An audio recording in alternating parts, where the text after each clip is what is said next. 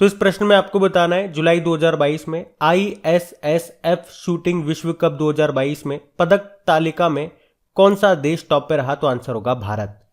तो ISSF shooting world cup 2022 ये कहाँ हुआ? साउथ कोरिया के चांगवोन में। भारत 5 गोल्ड, 6 सिल्वर और 4 ब्रोंज मेडल के साथ, यानी कि टोटल 15 मेडल के साथ पदक तालिका में टॉप पे रहा। अच्छा, इंटरनेशनल शूटिंग स्पोर्ट्स फेडरेशन, इसका हेडक्वार्टर कहां पर है? म्यूनिक, जर्मनी में है। यह आप याद रखना। बढ़ते आगे। चलो बताओ, अभी हाल ही में किसे अंतरराष्ट्रीय टेनिस हॉल ऑफ फेम में शामिल किया गया? तो आंसर होगा लैटन हैविट को। तो 2 बार के ग्रैंड स्लैम चैंपियन और दुनिया के पूर्व नंबर 1 खिलाड़ी लैटन हैविट को अंतरराष्ट्रीय हॉल ऑफ फेम में शामिल किया गया। याद रखना, ये ऑस्ट्रेलिया के खिलाड़ी हैं।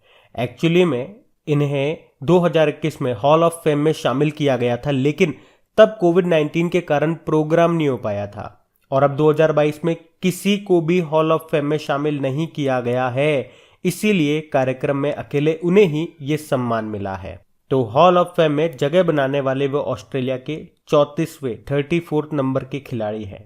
टेनिस की बात है तो 3 ग्रैंड स्लैम आपको याद रखने हैं। ऑस्ट्रेलियन ओपन साल का पहला ग्रैंड स्लैम था, उसमें मेन सिंगल टाइटल जीता राफेल नडाल ने, वो स्पेन के प्लेयर हैं। वुमेन सिंगल टाइटल जीता है एशले बार्टी ने, वो ऑस्ट्रेलिया की प्लेयर हैं और इसके बाद इन्होंने संन्यास ले लिया। दूसरा ग्रैंड स्लैम फ्रेंच ओपन था, इसमें मेन सिंगल टाइटल इन्होंने ही जीता है राफेल नडाल ने। वुमेन सिंगल टाइटल ईगा स्विटेक ने जीता, वो पोलैंड की हैं। और फिर हुआ था विंबलडन ओपन, इसमें मेन सिंगल टाइटल नोवाक जोकोविच ने जीता, वो सर्बिया के हैं। और वुमेन सिंगल टाइटल जीता रबाकिना ने, ये कजाकिस्तान की हैं। और अब यूएस ओपन भी होता है। अच्छा, ये बताओ कौन कौन सा ग्रैंड स्लैम किस कोर्ट पे होता है? तो पहला और आखिरी ऑस्ट्रेलियन ओपन और यूएस ओपन होता है हार्ड कोर्ट पे। दूसरा वाला फ्रेंच ओपन ये क्ले कोर्ट पे होता है और विंबलडन ओपन होता है ग्रास कोर्ट पे। ये आपको ध्यान रखना है। बढ़ते आगे। चलो बताओ, अभी T20 इंटरनेशनल क्रिकेट में अपने करियर के पहले ओवर में हैट्रिक लेने वाले पहले क्रिकेटर कौन बन गए? तो आंसर होगा माइकल ब्रेसवेल। तो न्यूजीलैंड के हैं माइकल ब्रेसवेल और अभी T20 इंटरनेशनल क्रिकेट में अपने करियर के पहले ओवर में हैट्रिक लेने वाले ये पहले क्रिकेटर बन गए हैं।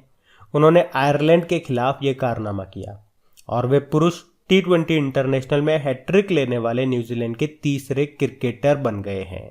तो इनका नाम याद रखना। बढ़ते आगे। अच्छा बताओ, 25 जुलाई 2022 से पहली खेलो इंडिया फेंसिंग विमेंस लीग ये कहाँ पे शुरू हुई? तो आंसर होगा नई दिल्ली में। तो पहली खेलो इंडिया फेंसिंग वुमेन्स लीग है जो भी 25 जुलाई 2022 से नई दिल्ली के ताल कटोरा इंडोर स्टेडियम में शुरू हुई। तो ये महिलाओं के लिए अपनी तरह की पहली राष्ट्रीय तलवारबाजी प्रतियोगिता है। चलो मुझे एक भारतीय फेंसिंग प्लेयर का नाम बताओ जिनका नाम अक्सर न्यूज में रहता है। तो उनका नाम है भवानी देवी। ये ओलंपिक के लिए क्वालिफाई करने वाली पहली भारतीय महिला फेंसर बनी थी। तो इनका तो नाम आपको याद रखना है। आपको याद है अभी खेलो इंडिया यूथ गेम्स का चौथा संस्करण हुआ था पंचकुला हरियाणा में, जिसका शुभंकर था धाकड़, उसमें टॉप पे हरियाणा था। और खेलो इंडिया यूनिवर्सिटी गेम्स का भी दूसरा संस्करण हुआ था बंगलुरु में, जिसका शुभंकर मैस्कॉट वीरा था और उसमें टॉप पे रहा था बंगलुरु का जैन यूनिवर्सिटी। ये भी याद रखना। बढ़ते आगे। चलो बताओ, अभी बीसीसीआई ने घरेलू क्रिकेट में किसके लिए एक नई A+ श्रेणी शुरू की? तो आंसर होगा एम्पायरों के लिए। तो अभी बीसीसीआई ने क्रिकेट में अंपायरों के लिए एक नई A+ श्रेणी को शुरू किया है। तो नितिन मेनन जो कि वर्तमान में आईसीसी एलीट पैनल में एकमात्र भारतीय हैं, इनके साथ 9 अन्य अधिकारियों को A+ श्रेणी में रखा गया। तो A+ और A श्रेणी के अंपायरों को प्रथम श्रेणी के खेल के लिए प्रतिदिन 40,000 रुपए का भुगतान किया जाएगा, जबकि B और C श्रेणी के अंपायरों को प्रतिदिन 30,000 रुपए का भुगतान किया जाएगा। बीसीसीआई के अध्यक्ष आप जानते हो सौरव गांगुली हैं, सचिव हैं जय शाह। बढ़ते आगे। और हाँ गाइज, अगर सेशन अच्छा लग रहा है तो प्लीज़ इसे लाइक करके शेयर ज़रूर करना, क्योंकि आप लोग जब सपोर्ट करते हो वीडियोस को, अगर आपको वीडियोस वाकई अच्छे लगते हो और अगर लगता है कि हाँ मेहनत हुई है, मेहनत अगर दिखती है। अभी मेरा हेडेक कर रहा है, इसलिए शायद आवाज़ से भी पता लग रहा हो। अब ठीक है, मौसम ही ऐसा चल रहा है, थोड़ा बहुत फीवर भी हो जाता है और वही कोल्ड वगैरह होकर के हेडेक वगैरह हो रहा है, लेकिन फिर भी मैंने कहा चलो करते हैं, वरना फिर से पीछे रह जाएंगे। तो इतना कुछ करने के बावजूद अगर आप लोगों का सपोर्ट नहीं मिलता तो मन बड़ा दुखी हो जाता है। तो प्लीज़ सपोर्ट करें। आप लोग समझते हैं मेहनत क्या होती है, आप स्टूडेंट्स हैं। वीडियोस को लाइक करने के लिए बोलते हैं और अपने दोस्तों अपने ग्रुप्स में शेयर करने के लिए बोलते हैं, बस और क्या। उम्मीद करूँगा आप ज़रूर करेंगे। और क्विज वगैरह लगा लेना, आपकी प्रैक्टिस के लिए क्विज वगैरह भी बनाते हैं, आप ही के लिए बनाते हैं, आप ही लोग लगाओ। अगर वीडियो देख रहे हैं तो क्विज जरूर लगाए। हर बंदा जो वीडियो देख रहा है मतलब वो पढ़ने के लिए आया है, तो प्लीज़ क्विज ज़रूर लगाएं, वरना ये चीज़ें आपको लंबे समय तक कैसे याद रहेगी। बार बार इतना लंबा रजिस्टर उठा के पढ़ोगे नहीं, क्विज लगाओगे तो आपकी प्रैक्टिस वैसी ही होगी जैसी एग्जाम में आपको करनी है। एग्जाम में भी प्रश्न दिखेगा, ऑप्शन दिखेंगे, क्विज में भी तो यही हो रहा है। जैसी लड़ाई आपको फाइनल में लड़नी है उसी लड़ाई की प्रैक्टिस अभी से करनी पड़ेगी, तभी आप उसके हैबिचुअल हो पाओगे। तो क्विज बना दी गई है, पीडीएफ आपको मिल जाएगी। क्रैक एग्जाम एप्लीकेशन का लिंक नीचे डिस्क्रिप्शन में है। बढ़ते आगे। फिर बताइए, अभी हाल ही में French grand prix formula 1 race किसने जीत लिया? तो आंसर होगा मैक्स वर्स्टपन ने। और मैक्स वर्स्टपन अब तो याद हो गया होगा ना किस कार कंपनी के ड्राइवर हैं, तो रेड बुल के ये ड्राइवर हैं। और इन्होंने अभी French open grand prix formula 1 race का खिताब जीत लिया, ध्यान रखना। बढ़ते आगे। अच्छा, जुलाई 2022 में नीरज चोपड़ा ने विश्व एथलेटिक्स चैंपियनशिप में कौन सा पदक जीता? तो आंसर होगा रजत पदक, सिल्वर मेडल। नीरज चोपड़ा आप जानते हो हरियाणा के एथलीट है, इनका संबंध भाला फेंक से है, जेवेलियन थ्रोवर है, और अभी इन्होंने वर्ल्ड एथलेटिक्स चैंपियनशिप में सिल्वर जीता। एक प्रश्न यह आएगा कि ये वर्ल्ड एथलेटिक्स चैंपियनशिप कहाँ पे हो रही थी? अमेरिका में, अमेरिका के यूजीन में। कौन से नंबर की थी? 18वें नंबर की थी। इसमें नीरज चोपड़ा ने सिल्वर जीता है 88.13 मीटर दूर भाला फेंक करके। और इस तरह से इस चैंपियनशिप में ये पदक जीतने वाले दूसरे भारतीय और पहले पुरुष ट्रैक और फील्ड एथलीट बन गए हैं, क्योंकि इनसे पहले एक लॉन्ग जंपर है हमारी अंजू बॉबी जॉर्ज, उन्होंने 2003 में ब्रोंज जीता था। अच्छा, सिल्वर तो नीरज चोपड़ा ने जीता, फिर गोल्ड किसने जीता? एंडरसन पीटर्स ने जीता, वो ग्रेनेडा के हैं, 90.54 मीटर दूर भाला फेंक करके। आपको याद है टोक्यो ओलंपिक में नीरज चोपड़ा गोल्ड जीत के लाए थे, सबको याद होगा। कितनी दूर भाला फेंका था वो याद है क्या? 87.58 मीटर दूर। और अभी कुछ दिन पहले स्टॉकहोम में जो डायमंड लीग हुआ था उसमें 89.94 मीटर दूर भाला फेंक करके नेशनल रिकॉर्ड बनाया था इन्होंने। अच्छा, एक और जेवेलियन थ्रोवर का नाम याद रखना आप, देवेंद्र झाझरिया का। अभी पद्म भूषण से उनको सम्मानित किया गया, एकमात्र पैरा एथलीट है वो पद्म भूषण से सम्मानित होने वाले, राजस्थान से हैं वो। और नीरज चोपड़ा को कौन सा पद्म पुरस्कार मिला? अभी पद्मश्री मिला है। साथ में अब आप लोग ये बताएंगे वर्ल्ड एथलेटिक्स चैंपियनशिप 2025 वाले और 2023 वाले ये कहाँ पर होंगे? बढ़ते आगे। अच्छा बताओ, अभी स्विस ओपन 2022 का खिताब किसने जीता? कैस्पर रूड ने जीता है। तो नॉर्वे के टेनिस प्लेयर हैं कैस्पर रूड, जिन्होंने अभी स्विस ओपन 2022 का खिताब जीत लिया। इसमें उन्होंने इटली के मोटेओ बेरेटिनी को हराया। कैस्पर रूड ये इनका नवा एसोसिएशन ऑफ टेनिस प्रोफेशनल खिताब है, और इससे पहले इसी साल इन्होंने ब्यूनर्स ओपन और जेनेवा ओपन टाइटल भी जीता है। तो नाम याद रखना, कैस्पर रूड। बढ़ते आगे। अच्छा, जुलाई 2022 में 69वीं 69 नंबर की पुरुष सीनियर नेशनल कबड्डी चैंपियनशिप 2022 को किसने जीता? तो आंसर होगा भारतीय रेलवे ने। तो अभी 21 से लेकर 24 जुलाई तक इस 69वीं पुरुष सीनियर नेशनल कबड्डी चैंपियनशिप 2022 का आयोजन हुआ हरियाणा के चरखी दादरी में। तो इसे भारतीय रेलवे ने जीता है महाराष्ट्र को हराकर, और ये भारतीय रेलवे की लगातार चौथी जीत है। अच्छा, वैसे कबड्डी में कितने प्लेयर होते हैं? तो बताया था दोनों टीम में 7-7 प्लेयर होते हैं। और अभी प्रो कबड्डी लीग का 8वां संस्करण हुआ था इस साल, जिसको दबंग दिल्ली ने जीता था पटना पायरेट्स को हरा करके, वो भी याद रखना। बढ़ते आगे। चलो बताओ, अभी जुलाई 2022 में किसने अपना पहला टूर डे फ्रांस खिताब जीता है? तो आंसर होगा जोनास विंगगार्ड ने। डेनमार्क के हैं जोनास विंगगार्ड, और इन्होंने अपना पहला टूर डे फ्रांस खिताब जीत लिया है। और दूसरे स्थान पे कौन रहे? तादेज पोगाकर। और आपको बता दूं ये टूर डे फ्रांस का 109वां संस्करण है। ये क्या है? ये एक साइकिलिंग रेस आप कह सकते हो। आपको याद होगा अभी एशियाई चैंपियनशिप में रजत पदक जीतने वाले पहले भारतीय बने थे कौन? रोनाल्डो सिंह, वो भी एक साइकिलिस्ट हैं, तो उनका नाम भी याद रखना। बढ़ते आगे। फिर बताइए, अभी बीसीसीआई का नया स्पॉन्सर कौन बन गया? तो आंसर होगा मास्टर कार्ड। तो भारतीय क्रिकेट टीम की घरेलू स्पर्धाओं की टाइटल स्पॉन्सर फिनटेक कंपनी जो पेटीएम है, वो अब हट गई अपने समय के पहले। तो अब मास्टर कार्ड इसका नया स्पॉन्सर बन गया है।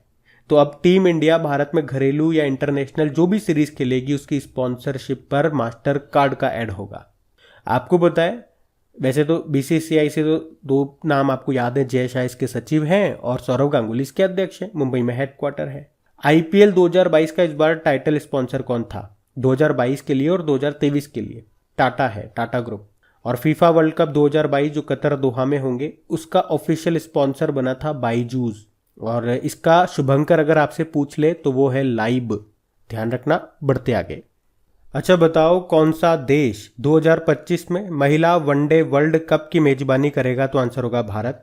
तो भारत 2025 में होने वाले वनडे वर्ल्ड कप की मेजबानी करेगा। इससे पहले 2013 में भारत ने महिला विश्व कप की मेजबानी की थी, जिसमें ऑस्ट्रेलिया जीता था वेस्ट इंडीज को हरा करके। अच्छा, इसके अलावा याद रखना, महिलाओं का T20 वर्ल्ड कप जो 2024 में होगा वो बांग्लादेश में होगा, और 2026 वाला महिलाओं का T20 वर्ल्ड कप ये इंग्लैंड में होगा। ये और ध्यान रखना। इसके अलावा अभी आपको बताए कॉमनवेल्थ गेम्स 2022 वाले कहाँ पे?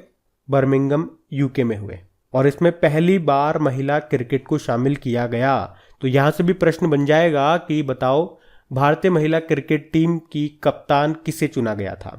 हरमनप्रीत कौर आंसर होगा, याद रख लेना। बढ़ते आगे। फिर बताइए, अभी 2022 के राष्ट्रमंडल खेलों में टीम इंडिया के उत्साह को बढ़ाने के लिए भारतीय खेल प्राधिकरण स्पोर्ट्स अथॉरिटी ऑफ इंडिया ने कौन सा अभियान शुरू किया? तो आंसर होगा क्रिएट फॉर इंडिया। तो अभी स्पोर्ट्स अथॉरिटी ऑफ इंडिया ने 2022 के कॉमनवेल्थ गेम्स में टीम इंडिया के उत्साह को बढ़ाने के लिए क्रिएट फॉर इंडिया अभियान को शुरू किया। कॉमनवेल्थ गेम्स 2022 ये 28 जुलाई को शुरू हुए और कब तक चले? 8 अगस्त तक। और कहाँ पे? बर्मिंघम यूके में। और कॉमनवेल्थ गेम्स 2022 का आदर्श वाक्य क्या है? Games for everyone. और ये भी याद रखो, 2026 में जो कॉमनवेल्थ गेम्स होंगे वो कहाँ पे होंगे? ऑस्ट्रेलिया के विक्टोरिया में। बाकी स्पोर्ट्स अथॉरिटी ऑफ इंडिया के डायरेक्टर जनरल कौन है? संदीप प्रधान है। नाम ध्यान रखना। बढ़ते आगे।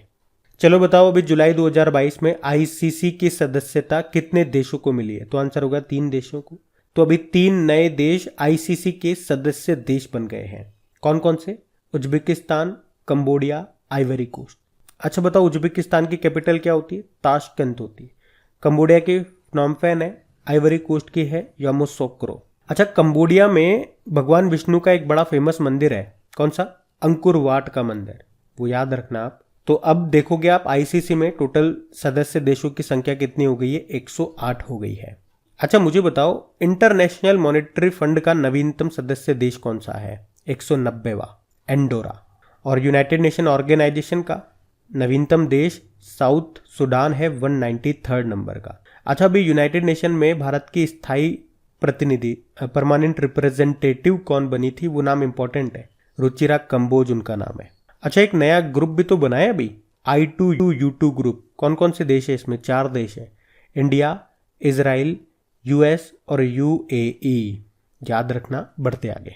चलो बताओ, विश्व एथलेटिक्स चैंपियनशिप 2022 में पदक तालिका में कौन सा देश टॉप पे रहा? तो आंसर होगा अमेरिका। तो वर्ल्ड एथलेटिक्स चैंपियनशिप 2022 जो कि अमेरिका के यूजीन और ओरेगन में हुई थी, ये इसका याद रखना 18वां संस्करण था। इसमें अमेरिका 13 गोल्ड, 9 सिल्वर और 11 ब्रोंज के साथ, यानी कि टोटल 33 मेडल के साथ टॉप पे रहा। सेकंड पे इथियोपिया, थर्ड पे जमैका रहा। अब आप पूछो कि भारत, तो भारत ने देखो इसमें एक ही मेडल जीता था, वो भी सिल्वर मेडल, और इसी के साथ भारत 33वें स्थान पर रहा है। जितने अमेरिका ने मेडल जीते उतना तो हमारा पदक तालिका में स्थान है। अच्छा, ये सिल्वर कौन लेकर के आया भारत के लिए? नीरज चोपड़ा लाए थे भाला फेंक में। अच्छा, नीरज चोपड़ा ने तो सिल्वर जीता। पूछ सकते हैं एग्जाम में गोल्ड किसने जीता था? तो याद रखना एंडरसन ने, वो ग्रेनेडा के हैं। अब बात कर ले थोड़ी सी कि वर्ल्ड एथलेटिक्स चैंपियनशिप 2022, आपने कहा इसका आयोजन अमेरिका में हुआ।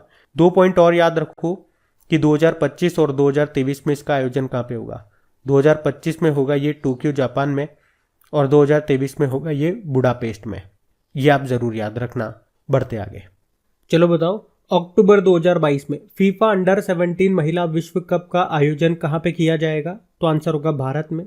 तो फीफा का वर्ल्ड कप ये पहली बार भारत में हो रहा है, तो प्रश्न तो इंपॉर्टेंट है। बात कर रहे हैं FIFA under 17 women's world cup 2022 की। कहाँ पे होगा? भारत में होगा। ये इसका 7वां संस्करण है। और आप जानते हो इसका शुभंकर क्या है? मैस्कॉट ईभा, जो कि एक एशियाई शेरनी है। अक्टूबर को शुरू होगा और 30 अक्टूबर तक ये चलेगा। इसका जो आखिरी वाला एडिशन है 2018 में हुआ था, वो किसने जीता था? स्पेन ने जीता था। अच्छा, इसी तरह से आपको याद होगा अभी फीफा वर्ल्ड कप 2022 में होगा। ये कहाँ पे? कतर, दोहा में होगा, जिसका ऑफिशियल स्पॉन्सर बना था बाईजूस। उसका मैस्कॉट शुभंकर कौन है? लाइब। और अगर बात करें फीफा वर्ल्ड कप 2026 वाला कहाँ पे होगा, तो 3 देशों में होगा, यूएस, मैक्सिको और कनाडा में। वैसे फीफा का हेडक्वार्टर ज्यूरिख स्विट्जरलैंड में है और इसके अध्यक्ष कौन है? गियानी इन्फेनिटो। और आप जानते हो अभी संतोष ट्रॉफी का संबंध फुटबॉल से ही है।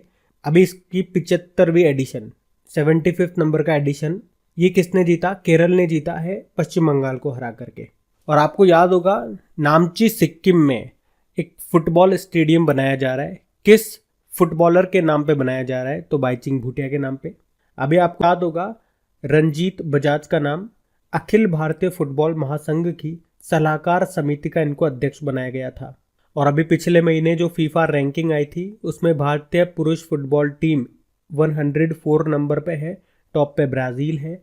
भारतीय महिला फुटबॉल टीम में बात करेंगे तो 56 नंबर पर है और टॉप पे उसमें यूएस की टीम है। तो ये सब याद रखना। बढ़ते आगे। अब बताओ कॉमनवेल्थ गेम्स 2022 के लिए पीवी सिंधु और किस भारतीय को ध्वजवाहक नामित किया गया? तो आंसर होगा मनप्रीत सिंह। तो भारतीय पुरुष हॉकी टीम के कप्तान है मनप्रीत सिंह और ये शटलर है पीवी सिंधु।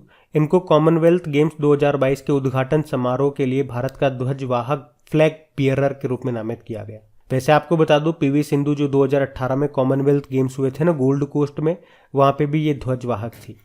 और अभी टोक्यो ओलंपिक 2020 में मनप्रीत सिंह ध्वजवाहक रहे थे। इनके साथ एक और थी, कौन? एमसी मैरी कॉम जो बॉक्सर हैं। बाकी आप जान ही गए हो 2022 के कॉमनवेल्थ गेम्स ये बर्मिंघम यूके में शुरू हुए। शुभंकर इसका है पैरी द बुल। और हमने पढ़ा पहली बार महिला क्रिकेट को शामिल किया गया, तो इसमें भारतीय महिला क्रिकेट टीम के कप्तान कौन है? हरमनप्रीत कौर हैं। और 2026 वाले कॉमनवेल्थ गेम्स कहाँ पे होंगे? ऑस्ट्रेलिया के विक्टोरिया में होंगे। देखो आपको होगी कि अभी तो पीछे वाले प्रश्न में हम लोगों ने पढ़ा था, इसे बार बार क्यों पढ़ा रहे हैं? तो ये जब भी प्रश्न आएगा हर बार आपको पढ़ना पड़ेगा, इसे ही रिवीजन कहते हैं। और रिवीजन करोगे बार बार तो चीजें आपको लंबे समय तक याद रहेगी। तो एग्जाम तक आपको चीजों को याद रखना है, इसलिए बार बार रिवाइज करना पड़ेगा। जब भी मौका मिले रिवाइज करने से चूको मत। बढ़ते आगे। चलो बताओ अभी T20 इंटरनेशनल के इतिहास में सबसे तेज अर्धशतक लगाने वाले इंग्लिश क्रिकेटर कौन बन गए? तो आंसर होगा मोइन अली। तो इंग्लिश ऑलराउंडर है मोइन अली, जिन्होंने साउथ अफ्रीका के खिलाफ 16 गेंदों में अर्धशतक लगाया, जो T20 इंटरनेशनल के इतिहास में इंग्लैंड के किसी भी क्रिकेटर के द्वारा बनाया गया सबसे तेज अर्धशतक है। वैसे आपको बता दूं इनसे पहले लियम लिविंगस्टन ये 17 गेंदों में T20 इंटरनेशनल में सबसे तेज अर्धशतक लगाने वाले इंग्लिश क्रिकेटर थे और अब मोइन अली बन गए हैं 16 गेंदों में। बाकी तमीम इकबाल का नाम याद है आपको? T20 इंटरनेशनल में शतक लगाने वाले बांग्लादेश के एकमात्र बल्लेबाज थे ये। अभी इन्होंने T20 इंटरनेशनल से संन्यास ले लिया तो इनका नाम न्यूज में था। बाबर आजम पाकिस्तान के हैं, अंतर्राष्ट्रीय क्रिकेट में अभी सबसे तेज 10,000 रन बनाने वाले एशियाई बल्लेबाज बने ये। और मोहम्मद शमी की बात करें तो वनडे में 150 विकेट लेने वाले सबसे तेज भारतीय गेंदबाज हैं ये, नाम याद रखना। बढ़ते आगे। अच्छा बताओ 2024 पेरिस ओलंपिक के आधिकारिक नारे के रूप में किसका अनावरण किया गया? तो आंसर होगा गेम्स वाइड ओपन। तो 2024 के पेरिस ओलंपिक के आयोजकों ने 25 जुलाई 2022 को अपने आधिकारिक नारे के रूप में गेम्स वाइड ओपन का अनावरण किया। आपको बता दूं ये जो पेरिस है यहाँ पे पहले भी 2 बार समर ओलंपिक हो चुके हैं, एक तो 1900 वाले और एक 1924 वाले। अब ये तीसरी बार होंगे 2024 वाले। अच्छा देखो अभी आपको याद होगा जो टोक्यो ओलंपिक 2020 हुए थे वो 32वां संस्करण था, जो कि एक समर ओलंपिक है। उसमें टॉप पे अमेरिका था, भारत इसमें मेडल लिस्ट में 48 नंबर पे था। 1 गोल्ड था, 2 सिल्वर था और 4 ब्रोंज थे भारत के पास। और उसमें जो टोक्यो पैरालंपिक हुआ था उसमें टॉप पे चाइना था, भारत 24वें स्थान पे था।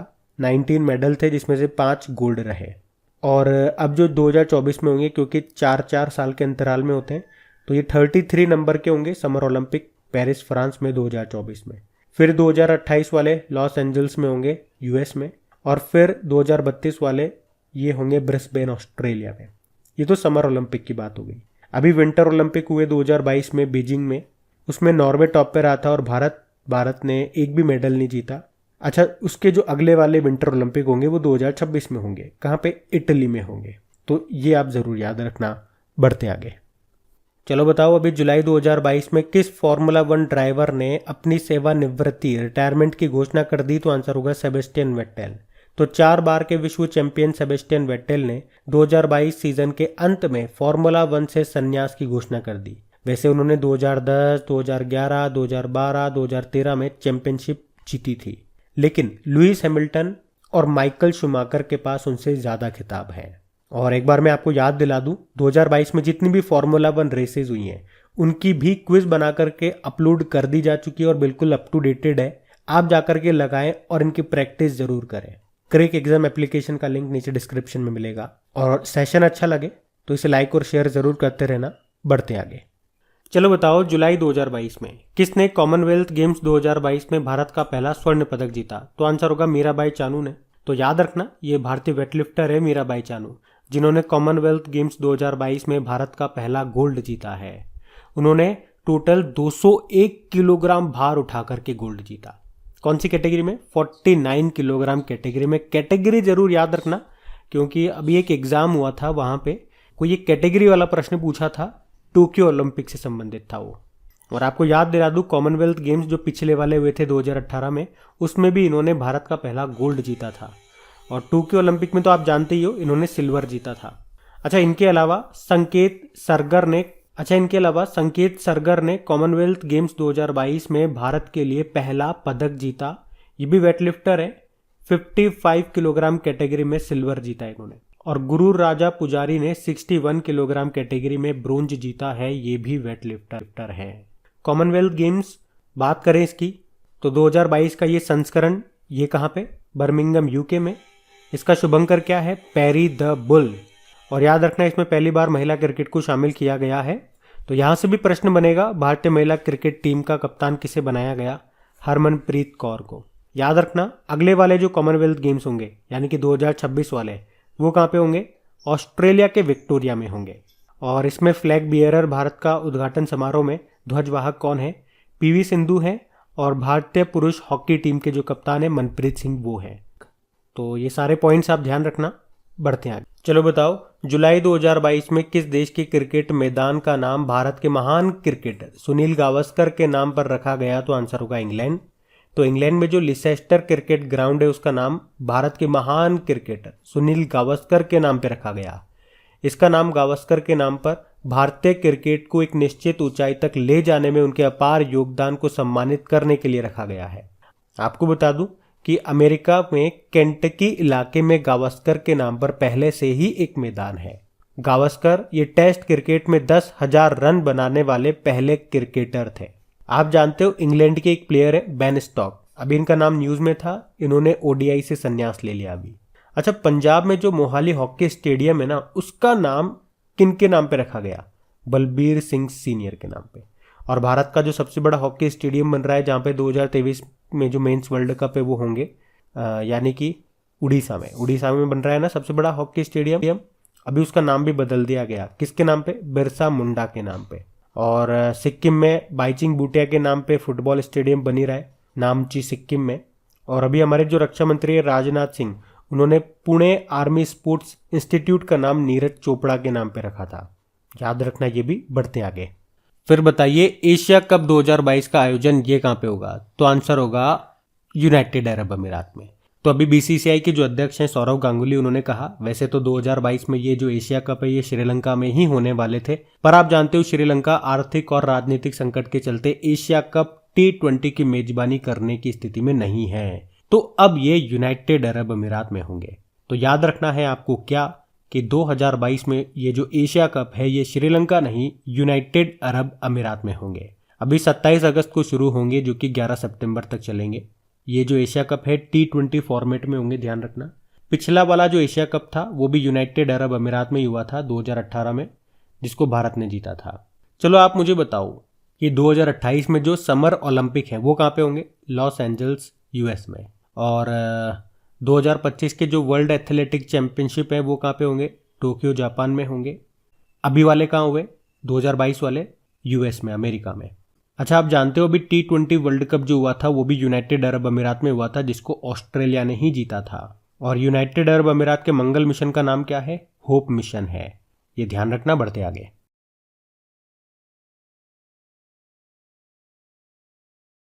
इस प्रश्न में आपसे पूछ रहे हैं, जुलाई 2022 में किसे केरल के सर्वोच्च फिल्म पुरस्कार जिसे कहते हैं जैसी डैनियल अवार्ड, इससे सम्मानित किया गया? तो आंसर होगा केपी कुमारन को। तो मलयालम फिल्म निर्माता हैं केपी कुमारन, जिनको केरल के सर्वोच्च फिल्म पुरस्कार जैसी डैनियल पुरस्कार से सम्मानित किया गया। उन्होंने मलयालम फिल्म उद्योग में उनके योगदान के लिए ये पुरस्कार जीता है। इसमें उन्हें 5 लाख रुपए का नगद पुरस्कार मिला। बात करें केपी कुमारन की, तो इन्होंने 1975 में अतिथि के साथ निर्देशन की शुरुआत की और 1989 में फिल्म रुग्मिनी के लिए मलयालम में सर्वश्रेष्ठ फीचर फिल्म का राष्ट्रीय पुरस्कार भी जीता था। तो इनका नाम आप याद रखेंगे। बढ़ते आगे। फिर बताइए, जुलाई 2022 में किस संस्थान ने सरदार पटेल उत्कृष्ट ICAR संस्थान पुरस्कार 2021 प्राप्त किया? तो आंसर होगा राष्ट्रीय कृषि अनुसंधान प्रबंधन अकादमी। तो अभी राष्ट्रीय कृषि अनुसंधान प्रबंधन अकादमी यानी कि national academy of agricultural research management, इसने सरदार पटेल उत्कृष्ट ICAR संस्थान पुरस्कार 2021 को प्राप्त किया है। इसने अपने समग्र प्रदर्शन के लिए लार्ज इंस्टीट्यूट कैटेगरी में ये पुरस्कार जीता है। बात करें national academy of agricultural research management की, तो इसकी स्थापना 1976 में भारतीय कृषि अनुसंधान परिषद ICAR यानी कि Indian council of agricultural research के द्वारा भारत में कृषि अनुसंधान और शिक्षा प्रबंधन से संबंधित मुद्दों के समाधान के लिए इसकी स्थापना की गई थी। तो इसने ये पुरस्कार जीता। ध्यान रखना। बढ़ते आगे। अच्छा बताओ, अभी जुलाई 2022 में किसने डिसिडेंट ह्यूमन राइट्स अवार्ड प्राप्त किया? तो आंसर होगा ओलेना जेलेंस्का। तो अभी हाल ही में यूक्रेन की ओर से यूक्रेन की पहली महिला ओलेना जेलेंस्की को डिसिडेंट ह्यूमन राइट्स अवार्ड दिया गया। ये जो पुरस्कार है ये यूक्रेन के लोगों को स्वतंत्रता के लिए उनकी साहसी संघर्ष और रशिया के आक्रामक युद्ध के खिलाफ उनकी पहचान के लिए दिया गया। आपको बता दूं, ये पहली बार है जब ये पुरस्कार किसी विशिष्ट व्यक्ति को नहीं बल्कि यूक्रेन के सभी लोगों को दिया गया। और उन सभी लोगों की ओर से ये किसने प्राप्त किया? ओलेना जेलेंस्की ने। अच्छा, यूक्रेन की एक और महिला का नाम आप याद रखना। यूक्रेन की गणितज्ञ हैं, वो नाम है मेरिना वियाजोवस्का। अभी इन्होंने फील्ड मेडल 2022 जीता था। ये अवार्ड पाने वाली ये दूसरी महिला बनी थी। इसे आप जानते हो, गणित का नोबेल पुरस्कार भी कहते हैं। एक अगर मैं आपसे पूछूं, अभी वर्ल्ड फूड प्राइज 2022 का विश्व खाद्य पुरस्कार किसने जीता? सिंथिया रोसेंसबर्ग ने। ये नासा की जलवायु अनुसंधान वैज्ञानिक हैं। और फ्रांसिस कैरे, ये नाम भी इंपॉर्टेंट है क्योंकि अभी प्रित्जकर पुरस्कार 2022 जीतने वाले ये पहले अफ्रीकी जो बने थे। और ये जो पुरस्कार है ना, इसको वास्तुकला का नोबेल पुरस्कार कहा जाता है। ये पॉइंट भी ध्यान रखना। ये पूरा प्रश्न इंपॉर्टेंट है। बढ़ते आगे। चलो बताओ, अभी हाल ही में किसे राष्ट्रीय भू विज्ञान पुरस्कार 2019 से सम्मानित किया गया? तो आंसर होगा आनंद पी सिंह को। तो अभी हाल ही में आनंद पी सिंह को प्रतिष्ठित राष्ट्रीय भू विज्ञान पुरस्कार से सम्मानित किया गया। ये जो पुरस्कार है ये केंद्रीय खान मंत्रालय के द्वारा दिया जाता है। और ये पुरस्कार टेरेस्ट्रियल ग्रेविटी डेटा का उपयोग करके दक्षिण भारतीय शील्ड, डेक्कन ज्वालामुखी प्रांत और राजमहल ट्रेप क्षेत्रों के टेक्टोनिक्स को समझने में उल्लेखनीय योगदान देने के लिए दिया गया है। अगर बात करें आनंद पी सिंह की, तो ये CSIR NGRI यानी कि राष्ट्रीय भू भौतिकी अनुसंधान संस्थान जो कि हैदराबाद में है, उसमें एक भू वैज्ञानिक है। इतना ज्यादा याद मत रखो, ये फालतू की चीज है। काम की बात यही है कि राष्ट्रीय भू विज्ञान पुरस्कार 2019 किसे मिला? तो आंसर होगा आनंद पी सिंह को। बाकी आप जानते हो अभी 31वां GD बिरला पुरस्कार किसे मिला? नारायण प्रधान को। 2022 का सुभाष चंद्र बोस आपदा प्रबंधन पुरस्कार किसे मिला था? विनोद शर्मा को। और अभी सरस्वती सम्मान 2021 का मिला था रामदरस मिश्रा को, जो कि 31वें नंबर का था उनके कविता संग्रह मैं तो यहाँ हूं के लिए। बढ़ते आगे। अच्छा बताओ, अभी हाल में किसे 68वें राष्ट्रीय फिल्म पुरस्कारों में बेस्ट एक्टर चुना गया? तो आंसर होगा अजय देवगन को। तो 68 नंबर के नेशनल फिल्म अवार्ड्स हैं ये, जिनकी अभी घोषणा कर दी गई। ये पुरस्कार 2020 के लिए दिए गए हैं। अलग अलग कैटेगरीज है जो इंपॉर्टेंट है वो आप देख लो। जैसे कि बेस्ट एक्टर की कैटेगरी में 2 को चुना गया है। एक तो अजय देवगन हो गए, तानाजी मूवी के लिए इनको चुना गया। और एक मलयाली फिल्म अभिनेता हैं सूर्या, उन्हें सूरराई पोट्रू मूवी के लिए चुना गया। वहीं अगर बेस्ट एक्ट्रेस की बात करेंगे तो अपर्णा बाला मुरली को चुना गया है सूरराई पोट्रू मूवी के लिए। वहीं बेस्ट हिंदी फिल्म रही है Tulsidas junior. Best feature film है सूरराई पोट्रू, ये एक तमिल फिल्म है। बेस्ट डायरेक्टर की बात करेंगे तो सच्चिदानंद KR को चुना गया AK अय्यप्पन कोशियम के लिए। अच्छा, ये याद रखना मोस्ट फ्रेंडली फिल्म स्टेट का अवार्ड किसे मिला, तो आंसर होगा मध्य प्रदेश को, जबकि उत्तर प्रदेश और उत्तराखंड को स्पेशल मेंशन अवार्ड मिला है। अच्छा, भारतीय सिनेमा की पहली एक्ट्रेस देविका रानी पर आधारित किश्वर देसाई की किताब है द लॉन्गेस्ट किस, उसको बेस्ट बुक ऑन सिनेमा का अवार्ड मिला। ये पॉइंट भी ध्यान रखना। बढ़ते आगे। चलो बताओ, अभी हाल ही में वैश्विक ऊर्जा पुरस्कार 2022 ये किसने जीता है? कौशिक राजशेखर ने। तो भारतीय मूल के प्रोफेसर हैं कौशिक राजशेखर, जिन्होंने वैश्विक ऊर्जा पुरस्कार 2022 को जीत लिया। ये राजशेखर ये ह्यूस्टन यूनिवर्सिटी में इंजीनियरिंग के प्रोफेसर है। और ये पुरस्कार किसके द्वारा दिया जाता है? Global energy association. आप जानते हो KP कुमारन को, मलयालम फिल्म मेकर हैं, जिन्हें केरल का highest film award JC Daniel award मिला। अभी तनुजा नेसारी की बात करेंगे तो UK पार्लियामेंट ने इन्हें आयुर्वेद रत्न अवार्ड से सम्मानित किया। और अभी यूनिसेफ ने जम्मू कश्मीर के RJ उमर नेसार को इम्यूनाइजेशन चैंपियन अवार्ड से सम्मानित किया। आप बताओ, अभी जो भारत है ये किस वर्ष तक कृषि में डीजल की जगह नवीकरणीय ऊर्जा रिन्यूएबल एनर्जी का इस्तेमाल करना शुरू कर देगा? क्या लक्ष्य रखा है? 2024 का। याद रखना। बढ़ते आगे। अच्छा बताओ, अभी किसे भारत और अमेरिका के बीच संबंधों को मजबूत करने के लिए US India strategic partnership forum द्वारा सम्मानित किया गया? तो आंसर होगा मनोज मुकुंद नरवणे। हमारे पूर्व भारतीय सेना प्रमुख हैं जनरल मनोज मुकुंद नरवणे, और इनको अभी भारत और अमेरिका के बीच संबंधों को मजबूत करने में उनकी भूमिका के लिए अभी US India strategic partnership forum के द्वारा सम्मानित किया गया। आपको याद होगा, अभी यूनाइटेड नेशन एनवायरनमेंट प्रोग्राम की जो गुडविल एम्बेसडर हैं दिया मिर्जा और पर्यावरण कार्यकर्ता हैं अफरोज शाह, उन दोनों को अभी 2022 में सामाजिक न्याय के लिए 2021 के लिए मदर टेरेसा मेमोरियल अवार्ड से सम्मानित किया गया था।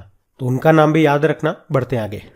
चलो बताओ, अभी दिनेश शाहरा फाउंडेशन ने किस क्षेत्र में उत्कृष्टता के लिए अपनी तरह का पहला दिनेश शाहरा लाइफ टाइम अवार्ड शुरू किया? तो आंसर होगा संगीत। तो दिनेश शाहरा फाउंडेशन ने अभी संगीत में उत्कृष्टता के लिए अपनी तरह का पहला दिनेश शाहरा लाइफ टाइम अवार्ड शुरू किया है, और इस पहल को Indian arts and cultural society का समर्थन प्राप्त है।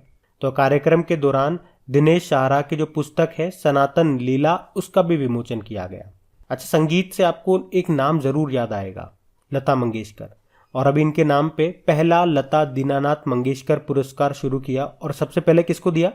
प्रधानमंत्री नरेंद्र मोदी को। लता मंगेशकर, जिन्हें भारत का सर्वोच्च नागरिक सम्मान भी प्राप्त है, कब मिला था? भारत रत्न 2001 में। और इन्हें 1990 में दादा साहब फाल्के पुरस्कार भी मिला हुआ है। अच्छा, शास्त्रीय संगीत समारोह जो है तानसेन समारोह, ये कहाँ पे होता है? ग्वालियर में। और अभी तमिलनाडु का एक संगीत वाद्य यंत्र न्यूज में था, क्योंकि उसको GI टैग मिला। उसका नाम है नरसिंह पेट्टई नागस्वरम। ध्यान रखना, पूछ सकते हैं कहाँ का है? तमिलनाडु का। बढ़ते आगे। चलो बताओ, भारतीय सांस्कृतिक संबंध परिषद यानी कि Indian council for cultural relation के डिस्टिंग्विश्ड इंडोलॉजिस्ट फॉर 2021 पुरस्कार से किसे सम्मानित किया गया? तो आंसर होगा जेफरी आर्मस्ट्रॉन्ग को। तो अभी कनाडा के विद्वान जेफरी आर्मस्ट्रॉन्ग को भारतीय सांस्कृतिक संबंध परिषद के डिस्टिंग्विश्ड इंडोलॉजिस्ट फॉर 2021 पुरस्कार से सम्मानित किया गया। ये पुरस्कार उन्हें भारत के इतिहास और संस्कृति के अध्ययन में उनके उत्कृष्ट योगदान के सम्मान में दिया गया। आपको बता दूं, ये जो पुरस्कार है 2015 में स्थापित किया गया था, और ICCR इसकी स्थापना 1950 में मौलाना अबुल कलाम आजाद के द्वारा की गई थी। आप जानते हो अन्ना कबाले दुबा का नाम, केन्या की नर्स हैं ये, जिन्हें 2022 में Aster Guardian global nursing award 2022 से सम्मानित किया गया था। और कौशिक राजशेखर अभी वैश्विक ऊर्जा पुरस्कार 2022 मिला था।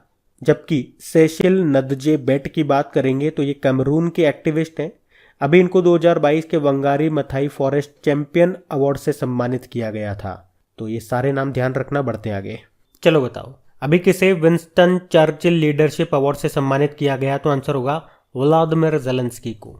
विंस्टन चर्चिल लीडरशिप अवार्ड ये मिला है यूक्रेन के राष्ट्रपति व्लादिमीर ज़ेलेंस्की को। क्यों मिला? संकट की स्थिति में साथ देने के लिए। एक्चुअली में विंस्टन चर्चिल ये इंग्लैंड के प्रधानमंत्री थे और ये बात है 1940 के समय की, जब सेकेंड वर्ल्ड वॉर चल रहा था। तो उस वक्त चर्चिल ने जिस प्रकार इंग्लैंड को संभाला, इसी के लिए उनके नाम पे ये अवार्ड मिलता है और ये उसी को मिलता है जो संकट के समय अपने देश के साथ खड़ा हो। तो अभी आपको याद है रशिया से पंगा ले लिया था यूक्रेन ने, लेकिन ये अपने देश के साथ टिके रहे, श्रीलंका के राष्ट्रपति की तरह भाग नहीं गए। और आपको याद होगा अभी ज़ेलेंस्की को एक और अवार्ड मिला था, जॉन एफ कैनेडी पुरस्कार। यूक्रेन की कैपिटल कीव है और करेंसी रवेनिया है। आपको याद है भारत सरकार ने यूक्रेन से भारतीयों को वापस लाने के लिए एक ऑपरेशन चलाया था, ऑपरेशन गंगा। और अफगानिस्तान से वापस भारतीयों को लाने के लिए कौन सा ऑपरेशन चलाया था, ये आप लोग बताइए। और यूक्रेन की बात है तो यहाँ से 2 महिलाओं के नाम अभी न्यूज में थे, उनको भी ध्यान रखना। एक यूक्रेन की गणितज्ञ हैं, नाम है मैरिना व्याजोवस्का। उन्होंने फील्ड मेडल 2022 का सम्मान जीता था। फील्ड मेडल आप जानते हो गणित का नोबेल पुरस्कार इसे कहा जाता है। इसके अलावा यूक्रेन की जो फर्स्ट लेडी हैं ओलेना ज़ेलेंस्का, उन्होंने यूक्रेन के लोगों की ओर से डिसिडेंट ह्यूमन राइट्स अवार्ड प्राप्त किया था। तो ये न्यूज़ में थे नाम, इनको ध्यान रखना। बढ़ते आगे। फिर बताओ अभी हाल ही में दूसरा वार्षिक अंतर्राष्ट्रीय रेंजर पुरस्कार 2022 किस नेशनल पार्क को मिला? तो आंसर होगा औरंग नेशनल पार्क। याद रखना 2022 का इंटरनेशनल रेंजर अवार्ड ये मिला है औरंग नेशनल पार्क को। अब आपके मन में आएगा ये औरंग नेशनल पार्क कहाँ पर है, या कई बार जो स्टैटिक प्रश्न पूछे जाते हैं ना, वो ऐसे ही पूछे जाते हैं। जैसे यहाँ पे ये नेशनल पार्क न्यूज़ में आ गया तो ये आपसे पूछ लेंगे। तो ये असम में है और यहाँ से आपको याद है इसका नाम बदलिया गया था। पहले इसका नाम राजीव गांधी औरंग नेशनल पार्क था, फिर राजीव गांधी का नाम हटा दिया और क्या रह गया, केवल औरंग नेशनल पार्क। और आपको बता दूं इसके पास में से एक रिवर निकलती है, ये भी प्रश्न बन सकता है कौन सी रिवर निकलती है, ब्रह्मपुत्रा।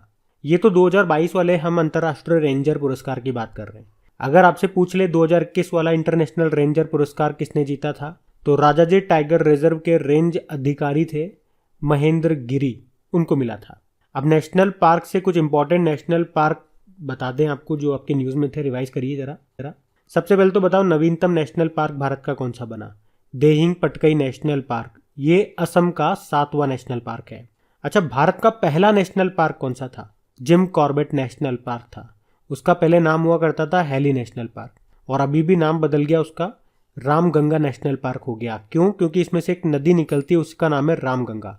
लेकिन अगर आपसे पूछे कि सबसे बड़ा नेशनल पार्क कौन है क्षेत्र वाइज, एरिया वाइज, तो हेमिस नेशनल पार्क है, ये आपको मिलेगा लद्दाख में।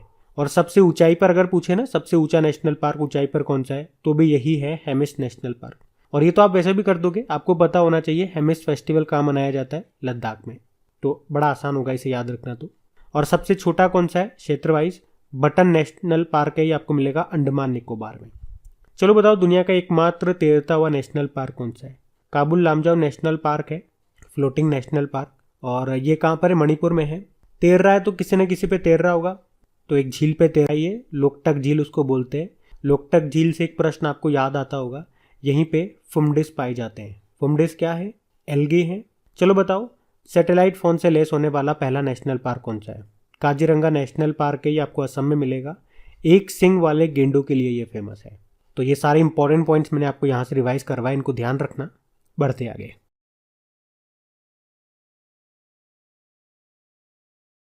अच्छा बताओ अभी हाल ही में कौन सा राज्य वाहन ट्रैकिंग शुरू करने वाला देश का पहला राज्य बन गया? तो आंसर होगा हिमाचल प्रदेश।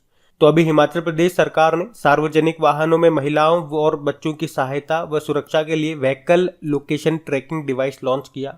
इसमें होगा क्या? इसमें हर वाहन में सीट के पास में एक पैनिक बटन लगाया जाएगा और किसी भी तरह की विपरीत परिस्थिति या खतरे में सवारी जो होगी उस बटन को दबा करके सहायता पा सकेगी। मतलब जैसे इस बटन को दबाएंगे एक मैसेज आसपास के जो पुलिस थाने होंगे वहां पे पहुंच जाएगा और जल्दी वो उनकी मदद के लिए पहुंच सकेगी। और याद रखना ये डिवाइस लॉन्च करने वाला हिमाचल प्रदेश देश का पहला राज्य बन गया है। इसके अलावा एक इमरजेंसी नंबर भी जारी किया गया, कौन सा? 112। आप जानते हो भारत का पहला एलपीजी युक्त धुआं मुक्त राज्य कौन सा बना? तो आंसर होगा हिमाचल प्रदेश। अभी नारी को नमन योजना शुरू किसने की थी? हिमाचल प्रदेश में, जिसमें क्या होगा राज्य की महिलाएं, वहां की जो सरकारी बसें होंगी उनको उसमें किराए में छूट मिलेगी 50% तक की। भारत का भी 100वां हर घर जल वाला जिला कौन सा बना? तो आंसर होगा हिमाचल प्रदेश का चंबा जिला। और हर घर जल का लक्ष्य कब का है? 2024 का है। अभी हिमाचल प्रदेश ने ही single use plastic buy back योजना भी शुरू की है। आप जानते ही हो भारत में 1 जुलाई 2022 से सिंगल यूज प्लास्टिक पे बैन लगा दिया गया। ये सब याद रखना, बढ़ते आगे। अच्छा बताइए, देश का पहला क्लाइमेट चेंज लर्निंग लैब ये कहाँ पे स्थापित किया गया? तो आंसर होगा पटना में। तो अभी भारत में जलवायु परिवर्तन की चुनौती से लड़ने के लिए देश का पहला climate change learning lab Bihar की राजधानी पटना में खोला गया। और इसका उद्घाटन किसने किया? बिहार के वन, पर्यावरण व क्लाइमेट चेंज मंत्री नीरज कुमार सिंह ने। कहाँ पे? पटना चिड़ियाघर में। तो ये लैब जलवायु परिवर्तन के विभिन्न पहलुओं पर आम जनता को, विशेष करके स्कूली बच्चों को जागरूक करेगा। वैसे आपको बता दूं कि जलवायु परिवर्तन की समस्याओं को लेकर के वर्ष 2015 में पेरिस समझौता परियोजना के तहत देश के 4 राज्यों में हरियाणा, गुजरात, केरल और बिहार, यहाँ पे जलवायु परिवर्तन प्रयोगशाला की स्थापना की जानी थी। लेकिन सबसे पहले ये लैब बिहार के पटना में खुली है, तो ये पॉइंट आपको याद रखना। इस क्लाइमेट चेंज लर्निंग लैब को यूरोपियन यूनियन और जर्मनी की एक संस्था है GIZ, उसके द्वारा स्थापित किया गया है। आप मुझे बताओ, अभी जलवायु परिवर्तन प्रदर्शन सूचकांक क्लाइमेट चेंज परफॉर्मेंस इंडेक्स 2022 आया था, जिसको जर्मन वॉच ने जारी किया था। उसमें भारत 10वें स्थान पे था, याद रखना। पहले स्थान पे, दूसरे स्थान पे, तीसरे स्थान पे कोई भी देश नहीं है। चौथे स्थान पे डेनमार्क था। अच्छा, अभी global environment and climate action citizen award 2021 किसे मिला था? विरल देसाई को। ये गुजरात के ग्रीन मैन के नाम से मशहूर सूरत के उद्योगपति हैं विरल देसाई। और आपको याद हो तो नीति आयोग ने अभी कुछ समय पहले राज्य ऊर्जा और जलवायु सूचकांक state energy and climate index को जारी किया था। बड़े राज्यों में तो गुजरात टॉप पे था, छोटे पे गोवा और यूनियन टेरिटरीज में चंडीगढ़ टॉप पे था। तो ये सब याद रखना, बढ़ते आगे। अच्छा बताइए, जुलाई 2022 में प्रधानमंत्री नरेंद्र मोदी जी ने भारत के पहले यात्री ड्रोन का अनावरण किया है, उसका नाम क्या है? तो आंसर होगा वरुण। तो अभी प्रधानमंत्री नरेंद्र मोदी ने भारत के पहले यात्री ड्रोन वरुण का अनावरण किया। अभी नई दिल्ली में आयोजित स्वावलंबन कार्यक्रम में प्रधानमंत्री के सामने इसका प्रदर्शन किया गया। अब पूरी तरह से परीक्षण के बाद युद्ध में पहली बार भारतीय नौसेना युद्ध पोतों पर इसका इस्तेमाल करेगी। इसके बाद ये इंसानों को ले जाने के लिए भी इस्तेमाल होगा। इसके बारे में आपको बता दूं, ये जो वरुण ड्रोन है ये एक बार में कितनी दूरी तक उड़ान भर सकता है? तो 25 किलोमीटर की इसकी रेंज है। कितने मिनट में पहुंचेगा? 25 से 33 मिनट तक का ये समय लेगा एक जगह से दूसरी जगह पर जाने में। कितना वजन ढो सकता है ये? 130 किलोग्राम का वजन उठा सकता है। और कितनी दूरी पे उड़ेगा जमीन से? 2 मीटर ऊपर उड़ेगा ये। इसे स्टार्टअप है सागर डिफेंस इंजीनियरिंग, उसके द्वारा तैयार किया गया है। तो ये आप ध्यान रखना, बढ़ते आगे। चलो बताओ, अभी हाल ही में देश का पहला हर घर जल प्रमाणित यानी कि सत्यापित यानी कि वेरीफाइड जिला कौन सा बन गया है? तो आंसर होगा बुरहानपुर। तो मध्य प्रदेश का बुरहानपुर ये देश का पहला हर घर जल प्रमाणित जिला बन गया है। तो याद रखना, बुरहानपुर ये देश का पहला जिला है जहां सभी 254 गांवों के लोगों को नल के माध्यम से सुरक्षित पेयजल उपलब्ध है। अच्छा, कुछ इंपॉर्टेंट प्रश्न अब मैं आप लोगों से पूछूंगा, उत्तर आप लोग देते हुए चलना। बताओ, हर घर जल वाला भी 100वां जिला कौन सा बना था? तो आंसर होगा हिमाचल प्रदेश का चंबा जिला। और वैसे जल जीवन मिशन, इसका उद्देश्य क्या है? हर ग्रामीण घर में नल कनेक्शन करना। लक्ष्य रखा है 2024 तक का। हर घर जल वाला पहला राज्य कौन सा बना था? ये गोवा बना था। और वैसे जल जीवन मिशन की शुरुआत कब होती है? 15 अगस्त 2019 को। बताओ, वर्ल्ड वाटर डे कब मनाया जाता है? 22 मार्च को। और 2022 में ही तीसरे राष्ट्रीय जल पुरस्कार अभी 2020 की घोषणा हुई थी, जिसमें उत्तर प्रदेश टॉप पे रहा था, ये भी याद रखना। अच्छा बताओ, 24 घंटे 7 दिन नल से स्वच्छ जल देने वाला पहला शहर कौन सा बना? उड़ीसा का पुरी। अभी आपको याद होगा, स्टॉकहोम जल पुरस्कार 2022 ये मिला है प्रोफेसर विल्फ्रेड बुटसर्ड को, और इसे नोबेल प्राइज ऑफ वाटर भी कहा जाता है।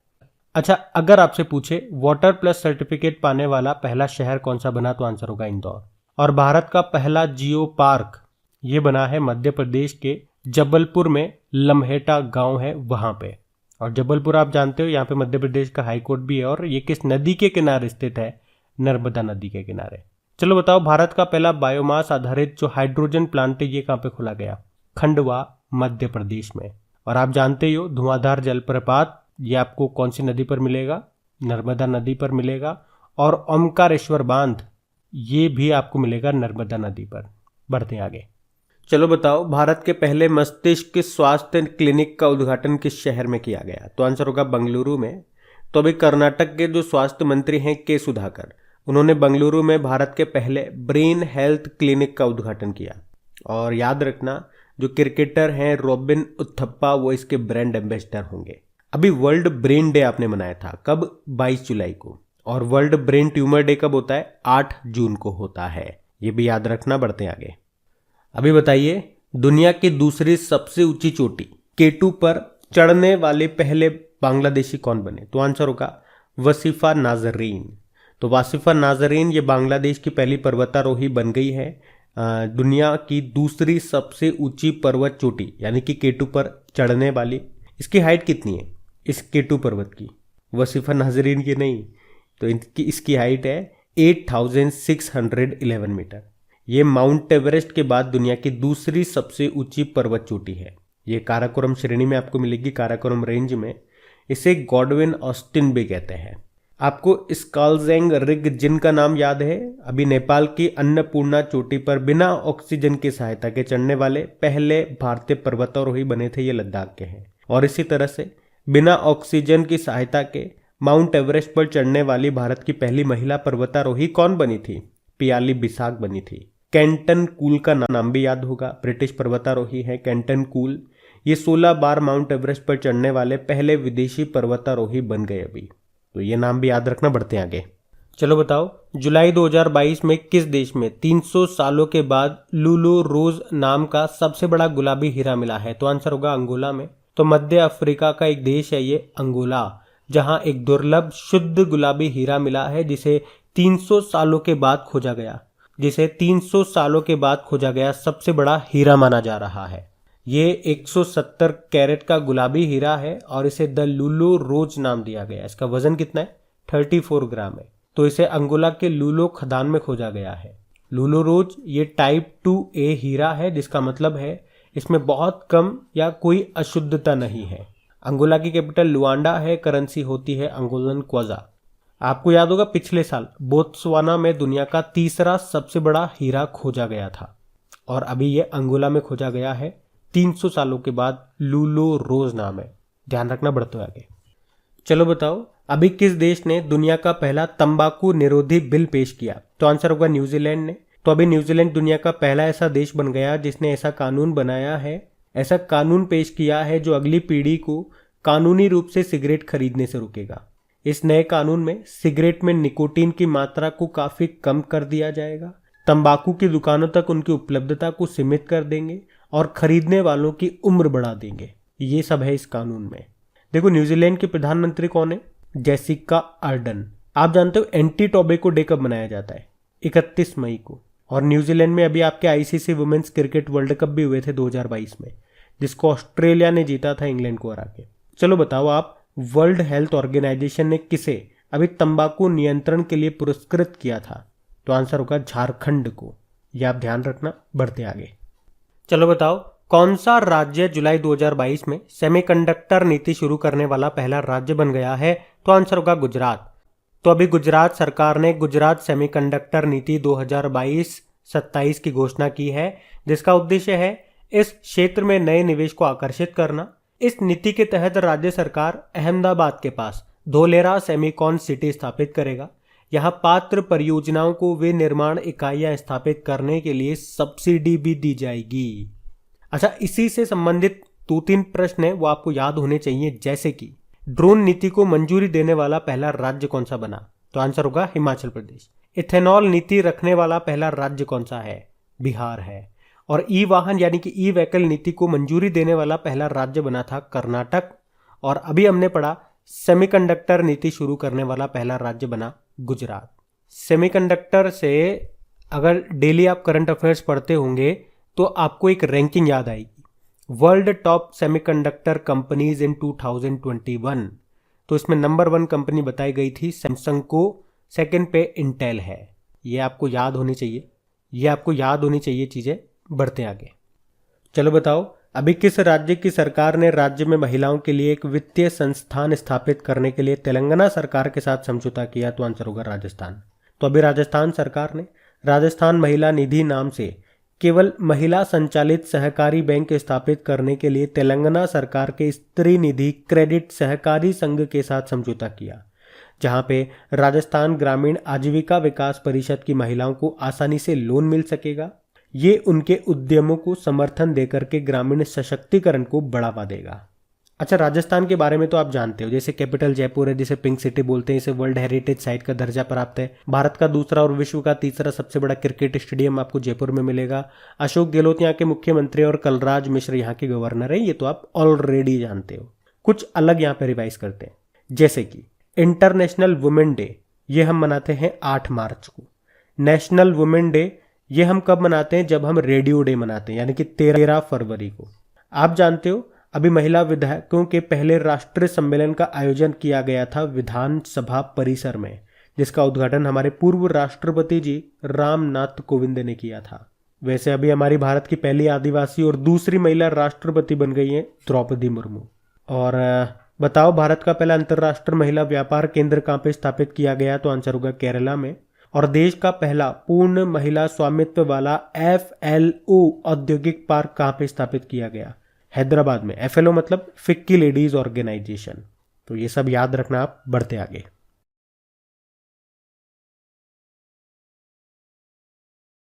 अच्छा बताओ, जुलाई 2022 में देश के नए राष्ट्रपति कौन बने? तो आंसर होगा द्रौपदी मुर्मू। तो अभी 64 साल की द्रौपदी मुर्मू ये देश की पहली आदिवासी महिला राष्ट्रपति निर्वाचित हुई हैं। और साथ में ये भी आप कह सकते हो, ये अब तक की सबसे युवा राष्ट्रपति भी है, और ये वो राष्ट्रपति हैं भारत की जिनका जन्म आजादी के बाद हुआ है। और हमने ये तो बता ही दिया कि देश की पहली आदिवासी महिला राष्ट्रपति हैं। तो आदिवासी महिला है, लेकिन अगर केवल महिलाओं में बात करोगे तो फिर ये दूसरे नंबर की। इनसे पहले कौन रह चुकी है महिला राष्ट्रपति? तो आंसर होगा प्रतिभा पाटिल। और ये कौन से नंबर के राष्ट्रपति बनी है? 15वें नंबर की बनी है। ये पॉइंट्स नोट करते जाना। द्रौपदी मुर्मू की अगर हम बात करते हैं तो देखो, द्रौपदी मुर्मू के बारे में जो भी डिटेल्स एक्सप्लेनेशन है उसके लिए एक शॉर्ट ऑडियो मैंने बना दिया है। मुश्किल से 1 या 2 मिनट का वो ऑडियो होगा, उसको आप जरूर से सुनना अगर आपने नहीं सुना है तो। चाहे तो ये वीडियो देखने के बाद सुनना, आपको लिंक नीचे डिस्क्रिप्शन में मिलेगा ऑडियो नाम से। क्योंकि अभी यहाँ पे मैं आपको वही पॉइंट बता रहा हूँ जो आपके एग्जाम पॉइंट ऑफ व्यू से इंपॉर्टेंट है। पॉइंट टू पॉइंट चीजें मैं आपको यहाँ पे बता रहा हूँ, ज्यादा एक्सप्लेनेशन आपको यहाँ पे नहीं दे रहा हूँ। वो या तो हम डेली करंट अफेयर्स वाले में देते हैं, या ज्यादा एक्सप्लेनेशन देना होता है वो एक्सप्लेनेशन में सारा आपको डेली करंट अफेयर्स वाले में दे देता हूँ। यहाँ मेरा मकसद है वीकली या मंथली वाले में कि टू द पॉइंट में चीजें आपको बताऊं, क्योंकि यहाँ पे वीडियो बहुत लेंदी हो जाता है। अभी मैं क्या करता हूं, आपको प्रेसिडेंट से, राष्ट्रपति से जो भी संबंधित प्रश्न एग्जाम में कई बार एग्जाम में पूछे गए हैं, जो रिपीट हुए प्रश्न है वो आपको करा देता हूं, वो आपके लिए ज्यादा हेल्पफुल होंगे। द्रौपदी मुर्मू से रिलेटेड जो भी इंपॉर्टेंट पॉइंट्स थे वो मैं आपको बता ही दिए, कौन से नंबर की है, पहली महिला है, दूसरी महिला है। बाकी और संबंधित प्रश्न देखो क्या बन सकते हैं एग्जाम में या क्या बने हैं एग्जाम में। जैसे कि एक बार पूछा गया था एग्जाम में कि भारत में कार्यपालिका का अध्यक्ष कौन होता है, तो आंसर होगा प्रेसिडेंट। भारतीय संविधान के अनुसार संघ की कार्यपालिका शक्तियां किस में निहित होती है, तो आंसर होगा प्रेसिडेंट। तीनों सेनाओं का सर्वोच्च कमांडर प्रेसिडेंट होता है। भारत का राष्ट्रपति बनने के लिए जो मिनिमम एज है वो कितनी होनी चाहिए, अच्छा प्रश्न है, पूछा गया एग्जाम में, 35 वर्ष है। मैक्सिमम कोई लिमिट नहीं है। अच्छा, एक व्यक्ति राष्ट्रपति पद के लिए मैक्सिमम कितनी बार निर्वाचित हो सकता है, कोई लिमिट नहीं है, कितनी बार भी हो जाओ। अच्छा, भारत के राष्ट्रपति राज्यसभा में कितने सदस्य मनोनीत कर सकते हैं, सबको पता है 12। एक बार एग्जाम में यह पूछा गया था कि किसी राज्य में राष्ट्रपति शासन कितने समय के लिए रह सकता है, तो आंसर होगा 3 साल। और पहली बार राष्ट्रपति शासन कब लागू हुआ, 20 जुलाई 1951 को। भारत के राष्ट्रपति को पद व गोपनीयता की शपथ कौन दिलाता है, चीफ जस्टिस ऑफ इंडिया। और राष्ट्रपति अपना त्याग पत्र किसे सौंपते हैं, उपराष्ट्रपति को। तो ये कुछ संबंधित इनसे प्रश्न थे जो एग्जाम में रिपीट हुए, जो ज्यादा बार रिपीट हुए। वैसे तो और भी कई सारे प्रश्न हैं, लेकिन जो कई बार रिपीट हुए वो मैं आपके सामने लेकर के आया, तो उनको ध्यान रखना। बढ़ते आगे। चलो बताओ, अभी इटली के प्रधानमंत्री ने अपने पद से इस्तीफा दे दिया, नाम मारियो द्रागी। एक्चुअली में इटली की संसद में विश्वास प्रस्ताव के दौरान दूसरे बड़े सहयोगी दल ने इसमें भाग नहीं लिया, इसके बाद इटली के प्रधानमंत्री मारियो द्रागी ने राष्ट्रपति को अपना इस्तीफा सौंप दिया। यहाँ के राष्ट्रपति कौन है? सर्गियो मैत्तरेला।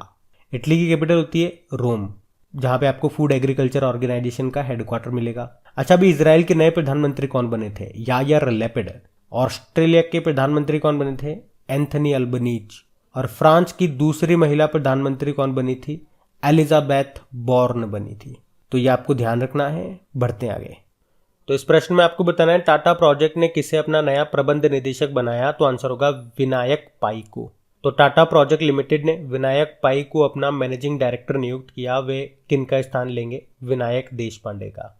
आपको याद है भारत के अभी नए संसद भवन ये कौन बना रहा है? टाटा प्रोजेक्ट। और अभी रेलटेल के सीएमडी बने हैं संजय कुमार। अभी भारतीय विश्वविद्यालयों के संघ का अध्यक्ष बनाया गया था सुरंजन दास को। और साउथ सूडान में संयुक्त राष्ट्र मिशन में फोर्स कमांडर बने थे मोहन सुब्रमण्यम। तो ये भी याद रखना। बढ़ते आगे। बताओ अभी किसे कुवैत के नए प्रधानमंत्री के रूप में नियुक्त किया गया? तो आंसर होगा शेख मोहम्मद सबा अल सलेम को। तो शेख मोहम्मद सबा अल सलेम ये कुवैत के नए प्रधानमंत्री बन गए हैं, याद रखना। कुवैत जिसकी कैपिटल कुवैत सिटी है, करेंसी है कुवैती दिनार। आपको याद है अभी ओपेक ने कुवैत के हातम अल घिस को नया सेक्रेटरी जनरल बनाया था। ओपेक जिसका हेडक्वार्टर वियना ऑस्ट्रिया में है। अब आप कहोगे कि हमने पढ़ा था अभी ओपेक के जो अभी तक सेक्रेटरी जनरल थे उनका निधन हो गया, उनका नाम क्या था फिर? उनका नाम था मोहम्मद बरकिंडो। आप जानते हो अभी यूनाइटेड अरब अमीरात के नए प्रेसिडेंट कौन बने? मोहम्मद बिन जायद अल नहयान। और सोमालिया के प्रेसिडेंट बने थे हसन शेख मोहम्मद। और सोमालिया के प्रधानमंत्री कौन बने थे? हमजा आबदी बर्रे, याद रखना ये। बढ़ते आगे। चलो बताओ अभी ओएनजीसी विदेश लिमिटेड के प्रबंध निदेशक कौन बन गए? तो आंसर होगा राजर्षि गुप्ता। तो याद रखना राजर्षि गुप्ता ये ओएनजीसी विदेश लिमिटेड के मैनेजिंग डायरेक्टर बन गए। इन्होंने किनका स्थान लिया? आलोक गुप्ता का स्थान लिया। पहले ओएनजीसी की बात करते हैं। स्थापना होती 1956 में। आपने कहा महारत्न कंपनी है। आप जानते होंगे, आपके मन में आ भी रहा होगा, अभी इसकी पहली महिला निदेशक कौन बनी थी? अलका मित्तल। हमने कहा ये एक महारत्न कंपनी है। तो बताओ अभी वर्तमान में टोटल कितनी महारत्न कंपनियां हैं? याद रखना 11 हो चुकी हैं। 11वीं पिछले साल बनी थी कौन सी? Power finance corporation. अच्छा गुप्ता आ गया ना, गुप्ता। चलो कुछ इंपॉर्टेंट गुप्ताओं के बारे में आपको बताते हैं। जैसे कि gas authority of India limited, इसके चेयरमैन बने अभी Sandeep Kumar Gupta. Central board of direct tax के चेयरमैन बने Nitin Gupta. National investigation agency के डायरेक्टर जनरल बने दिनकर गुप्ता। अभी हमारे नए डेप्यूटी इलेक्शन कमिश्नर उपचुनाव आयुक्त बने थे आर.के. गुप्ता। और रतन इंडिया पावर के मैनेजिंग डायरेक्टर बने ब्रजेश गुप्ता। गुप्ता कमाल कर रहे हैं भैया, क्या बात है। आप में से कौन कौन गुप्ता है जो अपने भाई बंधुओं के बारे में पढ़ रहे हैं?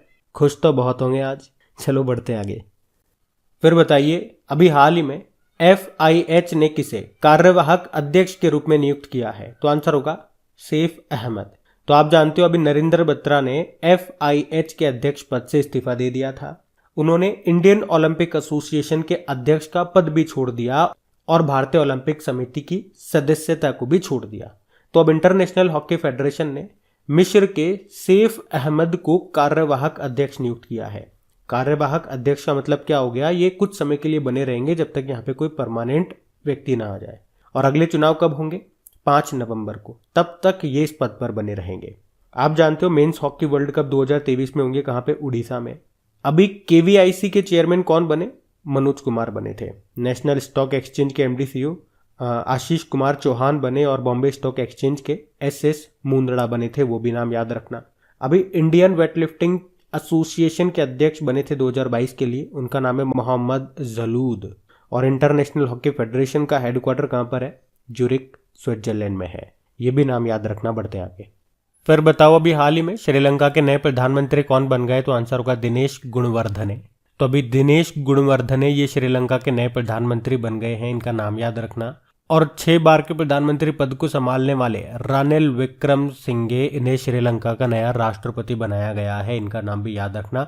श्रीलंका अभी काफी न्यूज में है, तो ये दोनों नाम याद रखना। प्रधानमंत्री कौन? दिनेश गुणवर्धने। और राष्ट्रपति कौन? रानिल विक्रमसिंघे। पहले ये प्रधानमंत्री बने थे लेकिन इस्तीफा दे दिया था। आजकल यही हो रहा है, यहाँ पे इस्तीफा दे रहे हैं फिर बन रहे हैं, फिर इस्तीफा दे रहे हैं फिर बन रहे हैं। अभी लेटेस्ट में ये हैं तो इनके नाम याद रखना। बाकी इजराइल के भी प्रधानमंत्री कौन बने थे? Yair Lapid. और अल्बानिया के प्रधानमंत्री बजराम बेगम बने थे। ये नाम भी याद रखना। बढ़ते आगे। अच्छा बताओ, अभी हाल ही में केंद्र सरकार ने एमएसपी व्यवस्था को मजबूत करने के लिए गठित समिति का अध्यक्ष किसे नियुक्त किया? तो आंसर होगा संजय अग्रवाल को। आपको याद होगा कृषि कानून के खिलाफ कृषि आंदोलन चला था, फिर सरकार ने उन 3 कृषि कानूनों को वापस लिया था और कहा था कि एमएसपी को लागू किया जाएगा। तो उसके लिए अभी एक समिति बनाई गई है जो एमएसपी को मजबूत करने के उपाय सुझाएगी। और किसकी अध्यक्षता में ये 26 मेंबर की समिति बनी है? तो पूर्व कृषि सचिव संजय अग्रवाल। और इस समिति का उद्देश्य बताया मैंने आपको, एमएसपी को असरदार और पारदर्शी तरीके से लागू करना। एमएसपी मतलब मिनिमम सपोर्ट प्राइस, न्यूनतम समर्थन मूल्य। इसका मतलब क्या हो गया? अगर सरकार किसी वस्तु या किसी फसल के लिए एमएसपी डिसाइड कर देती है, तय कर देती है, तो फिर उस फसल का कितना भी उत्पादन हो जाए, सरकार को उसे उस न्यूनतम कीमत पर तो खरीदना ही पड़ेगा। जैसे कि कई बार आप लोग देखते हो, एक प्याज वाला उदाहरण दिया था मैंने डेली करंट अफेयर्स में कि कई बार क्या होता है, प्याज का उत्पादन कम हो जाता है तो उसकी मार्केट में डिमांड बहुत ज्यादा हो जाती है, तो वो 100 रुपए किलो, 150 रुपए किलो भी बिकता है। लेकिन किसी वर्ष उत्पादन बहुत ज्यादा हो जाती है, डिमांड तो उतनी है लेकिन सप्लाई बहुत ज्यादा हो गई, तो उसकी वैल्यू घट जाती है। 1-1 रुपए किलो में बिक रहा होता है, तो किसान उसे बेचते नहीं है, गायों को खिला जाते हैं, रोड पे फेंक जाते हैं। तो उस केस में जब उत्पादन ज्यादा हो जाता है, जब उसकी मार्केट में वैल्यू नहीं रहती है, तो फिर सरकार को उसे उस न्यूनतम कीमत पर तो खरीदना ही पड़ेगा जो सरकार ने उसकी तय की है, एमएसपी, मिनिमम सपोर्ट प्राइस। यहां पे उसका फायदा हो गया, तो उसी के लिए है ये। अच्छा, आपको बता दूं, एमएसपी डिसाइड करने का काम है कृषि लागत और मूल्य आयोग का, और अभी इसके नए अध्यक्ष बने थे कुछ समय पहले, विजय पॉल उनका नाम है। अच्छा, एक और इंपॉर्टेंट प्रश्न याद रखना, अगर आपसे पूछा जाए कि किस समिति ने एमएसपी को लागत मूल्य का 1.5 गुना करने पर बल दिया, तो आंसर होगा स्वामीनाथन समिति। स्वामीनाथन वही है भारत में जिन्हें हरित क्रांति का जनक कहा जाता है। अच्छा, मुझे बताओ, अभी जम्मू कश्मीर परिसीमन के लिए किस आयोग का गठन हुआ था? रंजना प्रकाश देसाई आयोग। और इसने जम्मू कश्मीर में कितनी सीट डिसाइड की? 90। आप जानते हो पंजाब में प्रधानमंत्री जी की सुरक्षा में चूक हो गई थी, तो उसकी जांच के लिए सर्वोच्च न्यायालय ने कौन सी समिति का गठन किया था? इंदु मल्होत्रा समिति। और नाबार्ड की स्थापना किस समिति की सिफारिश पे होती है? शिवरमन समिति। ध्यान रखना, ये सब बढ़ते आगे। चलो बताओ, अभी किसे वोडाफोन आइडिया का नया सीईओ बनाया गया? तो आंसर होगा अक्षय मुंद्रा को। तो याद रखना, अक्षय मुंद्रा ये वोडाफोन आइडिया के नए सीईओ बन गए हैं। किनका स्थान लिया? रविंदर टक्कर का स्थान लिया। और मुंद्रा से एक और नाम याद आएगा आपको, एसएस मुंद्रा का नाम, बॉम्बे स्टॉक एक्सचेंज के एमडी सीईओ बने ये। बाकी अभी नेशनल स्टॉक एक्सचेंज के एमडी सीईओ कौन बने थे? आशीष कुमार चौहान और मनोज कुमार, ये केवीआईसी के चेयरमैन बने हैं, क्योंकि इनसे पहले कौन थे? विनय कुमार सक्सेना, वो तो दिल्ली के उपराज्यपाल बन गए। ध्यान रखना, बढ़ते आगे। तो इस प्रश्न में आपसे पूछ रहे हैं, अभी किसे पेटीएम पेमेंट्स सर्विसेज लिमिटेड का सीईओ बनाया गया? तो आंसर होगा नकुल जैन को। तो आप जानते हो पेटीएम की एक पेरेंट कंपनी है 197 कम्युनिकेशन, तो उन्होंने स्टैंडर्ड चार्टर्ड बैंक के जो कार्यकारी हैं नकुल जैन, उनको पेटीएम पेमेंट सर्विसेज लिमिटेड का सीईओ नियुक्त किया है। पेटीएम की बात करें, स्थापना होती है 2010 में, नोएडा यूपी में हेडक्वार्टर है और इसके सीईओ विजय शेखर शर्मा है। आप जानते हो एसबीआई जनरल इंश्योरेंस के एमडी सीईओ अभी कौन बने थे? पारितोष त्रिपाठी बने। रेलवे बोर्ड के नए चेयरमैन और सीईओ विनय कुमार त्रिपाठी बने। और विनय कुमार सक्सेना ये अभी दिल्ली के नए उपराज्यपाल बने। बढ़ते आगे। तो बताइए, अभी हाल ही में किस भारतीय को विश्व बैंक के मुख्य अर्थशास्त्री के रूप में नामित किया गया? तो आंसर होगा इंदरमीत गिल को। तो भारत के अर्थशास्त्री इंदरमीत गिल को विश्व बैंक का चीफ इकोनॉमिस्ट बनाया गया। वे इस पद पर नियुक्त होने वाले दूसरे भारतीय हैं। और इनसे पहले भी आपको बता दूं, कौशिक बसु ये 2012 से लेकर 2016 तक इस पद पर रह चुके हैं, और अब ये दूसरे भारतीय बन गए हैं इंदरमीत गिल। आपको पता है फाइनेंशियल एक्शन टास्क फोर्स के प्रेसिडेंट कौन बने? अभी टी राजा कुमार बने। Gas authority of India limited के चेयरमैन कौन बने? संदीप कुमार गुप्ता। और इंटरनेशनल वेटलिफ्टिंग फेडरेशन के प्रेसिडेंट बने 2022 के लिए मोहम्मद जलूद उनका नाम है। ये ध्यान रखना, नाम इंपॉर्टेंट है सारे। बढ़ते हैं आगे। फिर बताइए, अभी किसने अल्बानिया के राष्ट्रपति पद की शपथ ली है? तो आंसर होगा बजराम बेगज ने। तो रिटायर्ड सैन्य अधिकारी और राजनेता हैं बजराम बेगज, और ये अब अल्बानिया के 9वें नंबर के राष्ट्रपति बन गए हैं। अल्बानिया की कैपिटल होती है तिराना। अल्बानियन लेक यहाँ की करेंसी है। और पाकिस्तान के प्रधानमंत्री कौन बने? शहबाज शरीफ बने हैं। और हंगरी की पहली महिला प्रेसिडेंट कौन बनी अभी? Katalin Novak. ये नाम याद रखना, बढ़ते आगे। अच्छा बताइए, अभी हाल ही में बांग्लादेश में भारत के नए उच्चायुक्त कौन बने? तो आंसर होगा प्रणय वर्मा। तो प्रणय वर्मा ये बांग्लादेश में भारत के नए उच्चायुक्त बन गए हैं, हाई कमिश्नर बन गए हैं। ये किनका स्थान लेंगे? विक्रम दोर्रेस्वामी का। आप जानते हो अभी भारत में बांग्लादेश के नए उच्चायुक्त कौन बने थे? मुस्तफिजुर रहमान बने थे। और अभी नेपाल में भारत के नए राजदूत एम्बेसडर कौन बने थे? नवीन श्रीवास्तव। वैसे हमारे नए विदेश सचिव कौन बने? विनय मोहन क्वात्रा। अच्छा, कुछ इंपॉर्टेंट नाम मैं आपको और बताऊंगा, जैसे कि प्रधान वैज्ञानिक सलाहकार अभी बने थे नए, अजय कुमार सूद उनका नाम है। मुख्य आर्थिक सलाहकार नए बने थे, अनंत नागेश्वरन नाम है। रक्षा मंत्रालय में सलाहकार बने थे, विनोद जी खंडारे नाम है। आप जानते हो राष्ट्रीय सुरक्षा सलाहकार नेशनल सिक्योरिटी एडवाइजर कौन है? अजीत डोभाल है। और उप राष्ट्रीय सुरक्षा सलाहकार कौन बने थे? विक्रम मिश्री बने थे। ये नाम भी ध्यान रखना, बढ़ते आगे।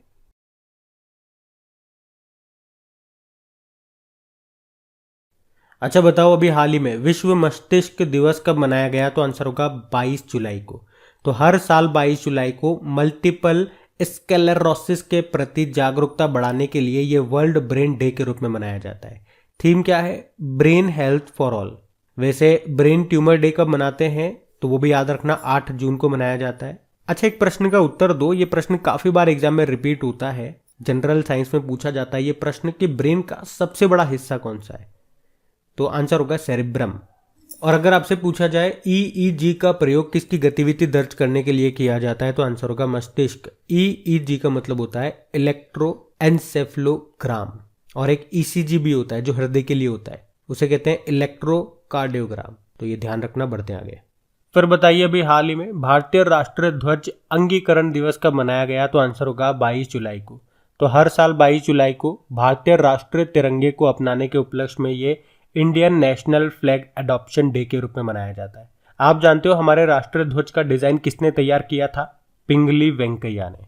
और इसे 22 जुलाई 1947 को भारतीय संविधान सभा के द्वारा अपनाया गया था। पहला राष्ट्रीय ध्वज 7 अगस्त 1906 को कोलकाता के पारसी बागान स्क्वायर यानी कि ग्रीन पार्क में फहराया गया था। आपको पता ही हमारे राष्ट्रीय ध्वज में 3 रंग हैं, किसका क्या क्या महत्व है? तो जो ऊपर है केसरी रंग, वो शक्ति और साहस को दर्शाता है। बीच में जो सफेद है, जो धर्म चक्र के साथ है, वो शांति और सच्चाई को दर्शाता है। और नीचे जो हरा रंग है वो उर्वरता, विकास और शुभता को दर्शाता है। हमने कहा बीच में जो चक्र है यानी कि जो अशोक चक्र है उसमें कितनी तीलियां होती है? बताओ। 24 तीलियां होती है। आपको याद है अभी हर घर तिरंगा अभियान, ये 13 से लेके 15 अगस्त तक चलेगा। इस अभियान में क्या है? अपने घरों से तिरंगा फहराकर इसमें आप शामिल हो सकते हैं। उद्देश्य यही है, देशभक्ति की भावना को जागृत करना लोगों में। आप जानते हो जैसलमेर में लोंगेवाला में प्रदर्शित किया गया था विश्व का सबसे बड़ा खादी राष्ट्रीय ध्वज।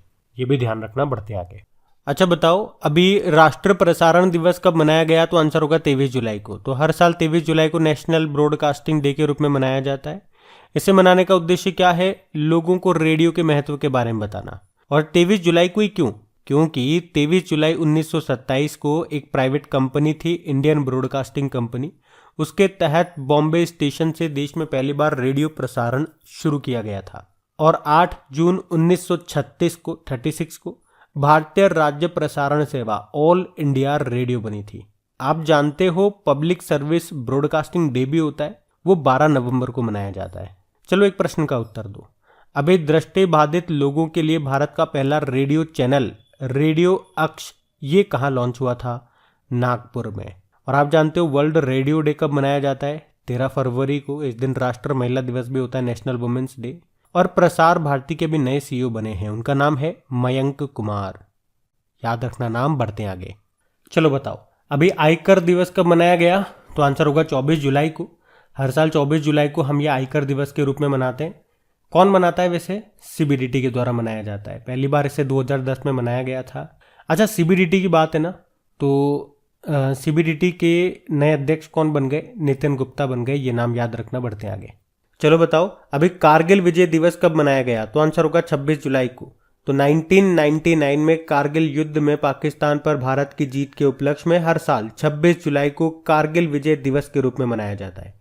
इस साल ये 23वां कारगिल विजय दिवस है। तो कारगिल सेक्टर में पाकिस्तानी घुसपैठियों से भारतीय क्षेत्रों को वापस लेने के लिए भारतीय सेना के द्वारा ऑपरेशन विजय शुरू किया गया था। तो इस ऑपरेशन में भारतीय सशस्त्र बलों की गौरव और वीरता को याद करने के लिए 26 जुलाई को ये दिन मनाया जाता है। याद रखना। बढ़ते आगे। चलो बताओ, अभी विश्व मैंग्रोव दिवस कब मनाया गया? तो आंसर होगा 26 जुलाई को। तो वर्ल्ड मैंग्रोव डे ये हर साल 26 जुलाई को मनाया जाता है। तो इस दिन को मनाने का उद्देश्य क्या है? मैंग्रोव पारिस्थितिकी तंत्र के बारे में जागरूकता बढ़ाना और उनके स्थायी प्रबंधन और संरक्षण को बढ़ावा देना। याद रखना। बढ़ते आगे। चलो बताओ, अभी विश्व प्रकृति संरक्षण दिवस वर्ल्ड नेचर कंजर्वेशन डे कब मनाया गया? तो आंसर होगा 28 जुलाई को। तो हर साल 28 जुलाई को वर्ल्ड नेचर कंजर्वेशन डे के रूप में मनाया जाता है। तो प्राकृतिक संसाधनों की रक्षा के महत्व पर जागरूकता पैदा करने के लिए ये दिन मनाते हैं। थीम क्या है इस बार की? Forest and livelihood. इतना सा आप ध्यान रख लो। वैसे पूरी थीम है forest and livelihood, sustaining people and planet. अच्छा मुझे बताओ, वर्ल्ड एनवायरनमेंट डे कब मनाते हैं? आप वैसे सभी जानते होंगे 5 जून को मनाते हैं, लेकिन अभी ये याद रखना आप। बढ़ते आगे। चलो बताओ, विश्व हेपेटाइटिस डे कब मनाया गया? तो आंसर होगा 28 जुलाई को। तो याद रखना, हर साल 28 जुलाई को ये वर्ल्ड हेपेटाइटिस डे के रूप में मनाया जाता है। इसकी थीम है आई कांट वेट।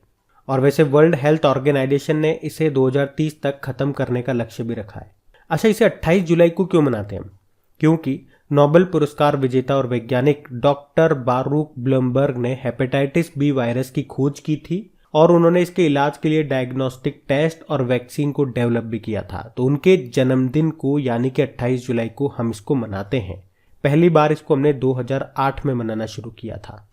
याद रखना, वर्ल्ड हेपेटाइटिस डे पूछेंगे तो 28 जुलाई को मनाते हैं। बढ़ते आगे। फिर बताइए, विश्व बाघ दिवस कब मनाया गया? 29 जुलाई को। तो हर साल 29 जुलाई को इंटरनेशनल टाइगर डे के रूप में मनाया जाता है। तो वैश्विक स्तर पर बाघों के संरक्षण व उनकी लुप्त प्राय हो रही प्रजाति को बचाने के लिए जागरूकता फैलाने के उद्देश्य से यह दिन मनाया जाता है। थीम क्या है? India launches project tiger to revive the tiger population. चलो बताओ, बाघों को बचाने के लिए भारत में प्रोजेक्ट टाइगर कब शुरू हुआ था? 1973। और मैक्सिमम टाइगर आपको मध्य प्रदेश में मिलेंगे। पुराने डेटा के अनुसार 526 है।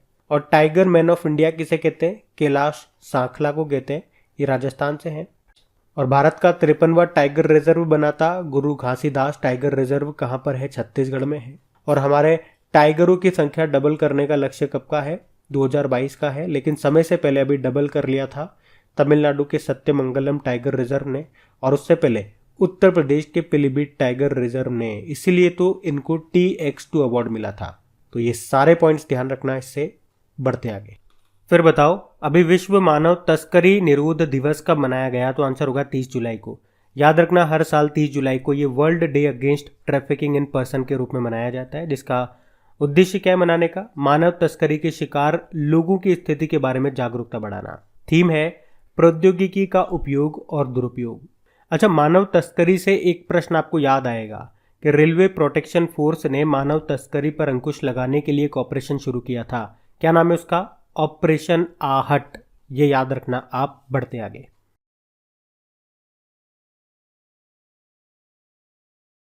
अब बताओ, किस बैंक ने व्हाट्सएप बैंकिंग सेवा ये शुरू की? तो आंसर होगा SBI ने। तो अभी SBI ने व्हाट्सएप बैंकिंग सर्विस को शुरू कर दिया है। तो ग्राहक और बैंक के बीच में कम्युनिकेशन को और मजबूत करने के लिए ये व्हाट्सएप सेवा इसने शुरू की है।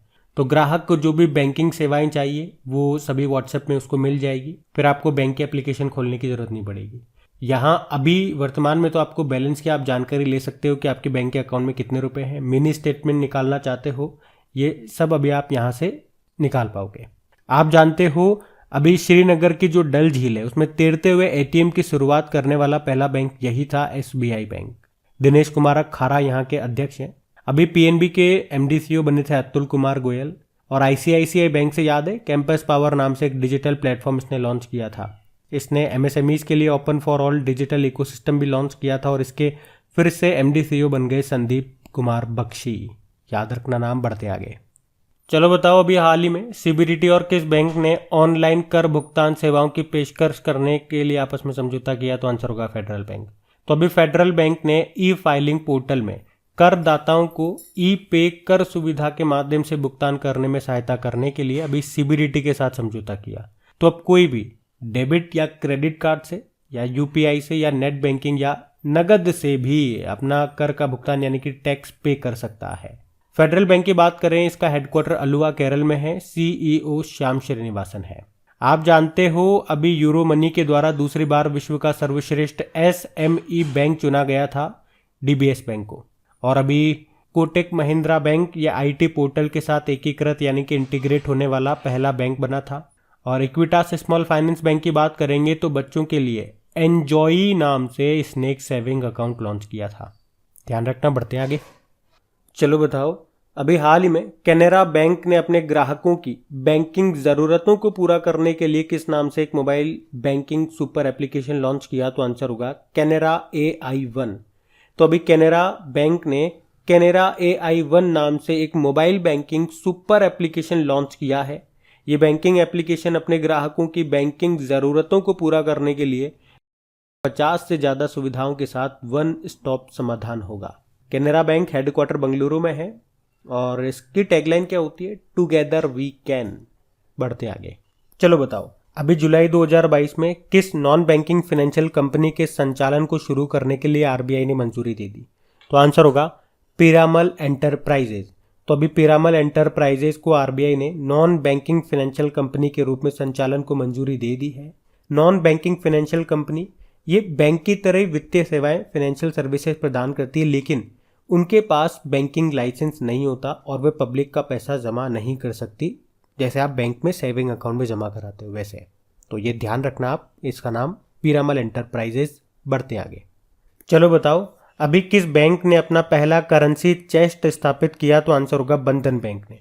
तो अभी बंधन बैंक ने पटना के दीदारगंज में अपना पहला करेंसी चेस्ट स्थापित किया और बैंक के अनुसार इससे प्रत्यक्ष और अप्रत्यक्ष यानी कि डायरेक्ट और इनडायरेक्ट रूप से सभी ग्राहकों को फायदा होगा।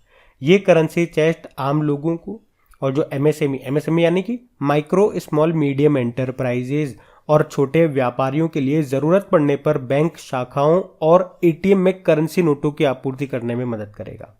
वैसे ही पटना में दैनिक आधार पर यानी कि डेली बेसिस पे बहुत सारे नगद लेन देन होते हैं, ऐसे में करेंसी चेस्ट से बैंक शाखाओं को भी लाभ होगा। देखो, बंधन बैंक इसका हेडक्वार्टर कोलकाता में है। एमडी सीईओ इसके चंद्रशेखर घोष है और टैगलाइन होती है आपका भला सबकी भलाई। आपको याद है कोटक महिंद्रा बैंक अभी आईटी पोर्टल के साथ एकीकृत इंटीग्रेट होने वाला ये पहला बैंक बना। आईसीआईसीआई बैंक अभी कैंपस पावर नाम से एक डिजिटल प्लेटफॉर्म इसने लॉन्च किया। और यूनियन बैंक ऑफ इंडिया की बात करें तो एक्सेलरेटर एग्रीगेटर इकोसिस्टम पर लाइव होने वाला ये पहला पब्लिक सेक्टर बैंक बना था। बढ़ते आगे। फिर बताओ, कौन सा देश वित्त वर्ष 2021-22 में भारत में सबसे अधिक प्रत्यक्ष विदेशी निवेश यानी कि फॉरेन डायरेक्ट इन्वेस्टमेंट प्रवाह के साथ टॉप देश के रूप में उभरा है? कहने का मतलब यह है कि वित्त वर्ष 2021-22 में सबसे ज़्यादा एफडीआई भारत में कहाँ से आया? तो आंसर होगा सिंगापुर। तो वित्त वर्ष 2021-22 में भारत में एफडीआई के मामले में सिंगापुर टॉप पे रहा, यानी कि सबसे ज़्यादा एफडीआई सिंगापुर से आया। कितना आया? तो टोटल जितना आया उसका 27.01% तो केवल सिंगापुर से आया। उसके बाद यूएस से 17.94%। और अगर बात करें भारत में सबसे ज़्यादा किस राज्य में आया, तो सबसे ज़्यादा कर्नाटक में आया, उसके बाद महाराष्ट्र में। आपको याद होगा अभी कुछ समय पहले हमने पढ़ा था अंकटाड की एक रिपोर्ट आई थी, वर्ल्ड इन्वेस्टमेंट रिपोर्ट। उसमें बताया था कि एफडीआई प्राप्त करने के मामले में भारत 7वें स्थान पर है, टॉप पे यूएस है। वैसे सिंगापुर की कैपिटल होती है Singapore city, Singapore dollar currency है और प्रेसिडेंट है हलीमा याकोब। आपको याद हो, अगर स्पोर्ट्स के करंट अफेयर्स आपने देखे हो, तो सिंगापुर ओपन 2022 में वुमेन सिंगल का टाइटल किसने जीता था? पीवी सिंधु ने। पीवी सिंधु आपको पता है अभी कॉमनवेल्थ गेम्स 2022 ये शुरू हुए, उसमें फ्लैग बियरर ध्वजवाहक भी है। चलो आपके लिए एक प्रश्न यहीं से बन जाएगा, इनके साथ एक और हैं जो ध्वजवाहक है हमारे उद्घाटन समारोह में, उनका नाम क्या है और वो कौन है? और आपको याद है फाइनेंशियल एक्शन टास्क फोर्स के भी नए अध्यक्ष बने थे टी राजा कुमार, ये सिंगापुर से ही हैं।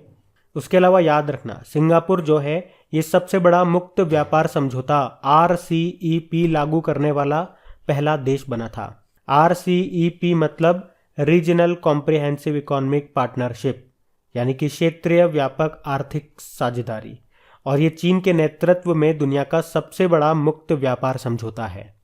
तो ये सारे इंपॉर्टेंट पॉइंट्स ध्यान रखना। बढ़ते हैं आगे।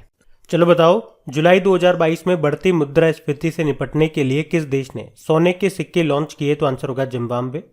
तो देश में बढ़ती महंगाई से निपटने के लिए जिम्बाब्वे के केंद्रीय बैंक ने सोने के सिक्के लॉन्च किए हैं। सिक्कों को मोसी ओ तुनिया कहा जाता है, जो स्थानीय टोंगा भाषा में विक्टोरिया फॉल्स को संदर्भित करता है। सिक्कों को तरल संपत्ति का दर्जा मिलेगा ताकि उन्हें आसानी से नकदी में परिवर्तित किया जा सके और स्थानीय तथा अंतर्राष्ट्रीय स्तर पर व्यापार किया जा सके। जब ये लॉन्च किए गए थे सिक्के, तो उस समय एक सिक्के की कीमत $1824 थी। जिम्बाब्वे ये एक अफ्रीका का देश है, इसे अफ्रीका का गहना भी कहा जाता है। कैपिटल इसकी हरारे है, करेंसी है यूएस डॉलर।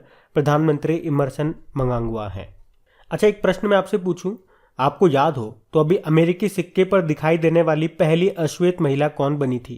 तो आंसर होगा माया एंजेलो। और बताओ, कौन से टेनिस प्लेयर पहले जीवित व्यक्ति बने हैं सिक्के पर छपने वाले? तो आंसर होगा रॉजर फेडरर। ये कहाँ के हैं? स्विट्जरलैंड के।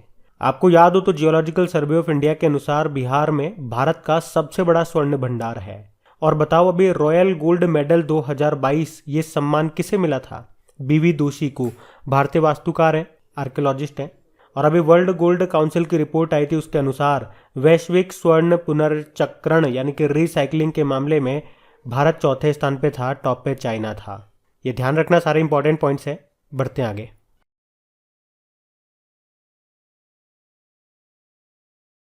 अच्छा बताइए, हाल ही में किसने स्मार्ट ई बीट प्रणाली शुरू की? तो आंसर होगा हरियाणा ने। तो अभी हरियाणा के जो मुख्यमंत्री है मनोहर लाल खट्टर, उन्होंने गुरुग्राम में पुलिस उपस्थिति और कर्मियों द्वारा गश्त की वास्तविक समय निगरानी के लिए एक स्मार्ट ई बीट प्रणाली शुरू की है। तो स्मार्ट पुलिसिंग इनिशिएटिव के तहत गुरुग्राम में ये एप्लीकेशन आधारित व्यवस्था शुरू की गई है। आपको याद होगा, अभी हरियाणा सरकार ने ही ई अधिगम योजना भी शुरू की थी टैबलेट बांटने के लिए। यहीं पे चारा बिजाई योजना भी शुरू की गई और मातृ शक्ति उद्यमिता योजना भी यहीं की है। याद रखना। बढ़ते आगे। चलो बताओ, अभी किस राज्य सरकार ने फैमिली डॉक्टर प्रोजेक्ट लागू करने का निर्णय लिया? तो आंसर होगा आंध्र प्रदेश।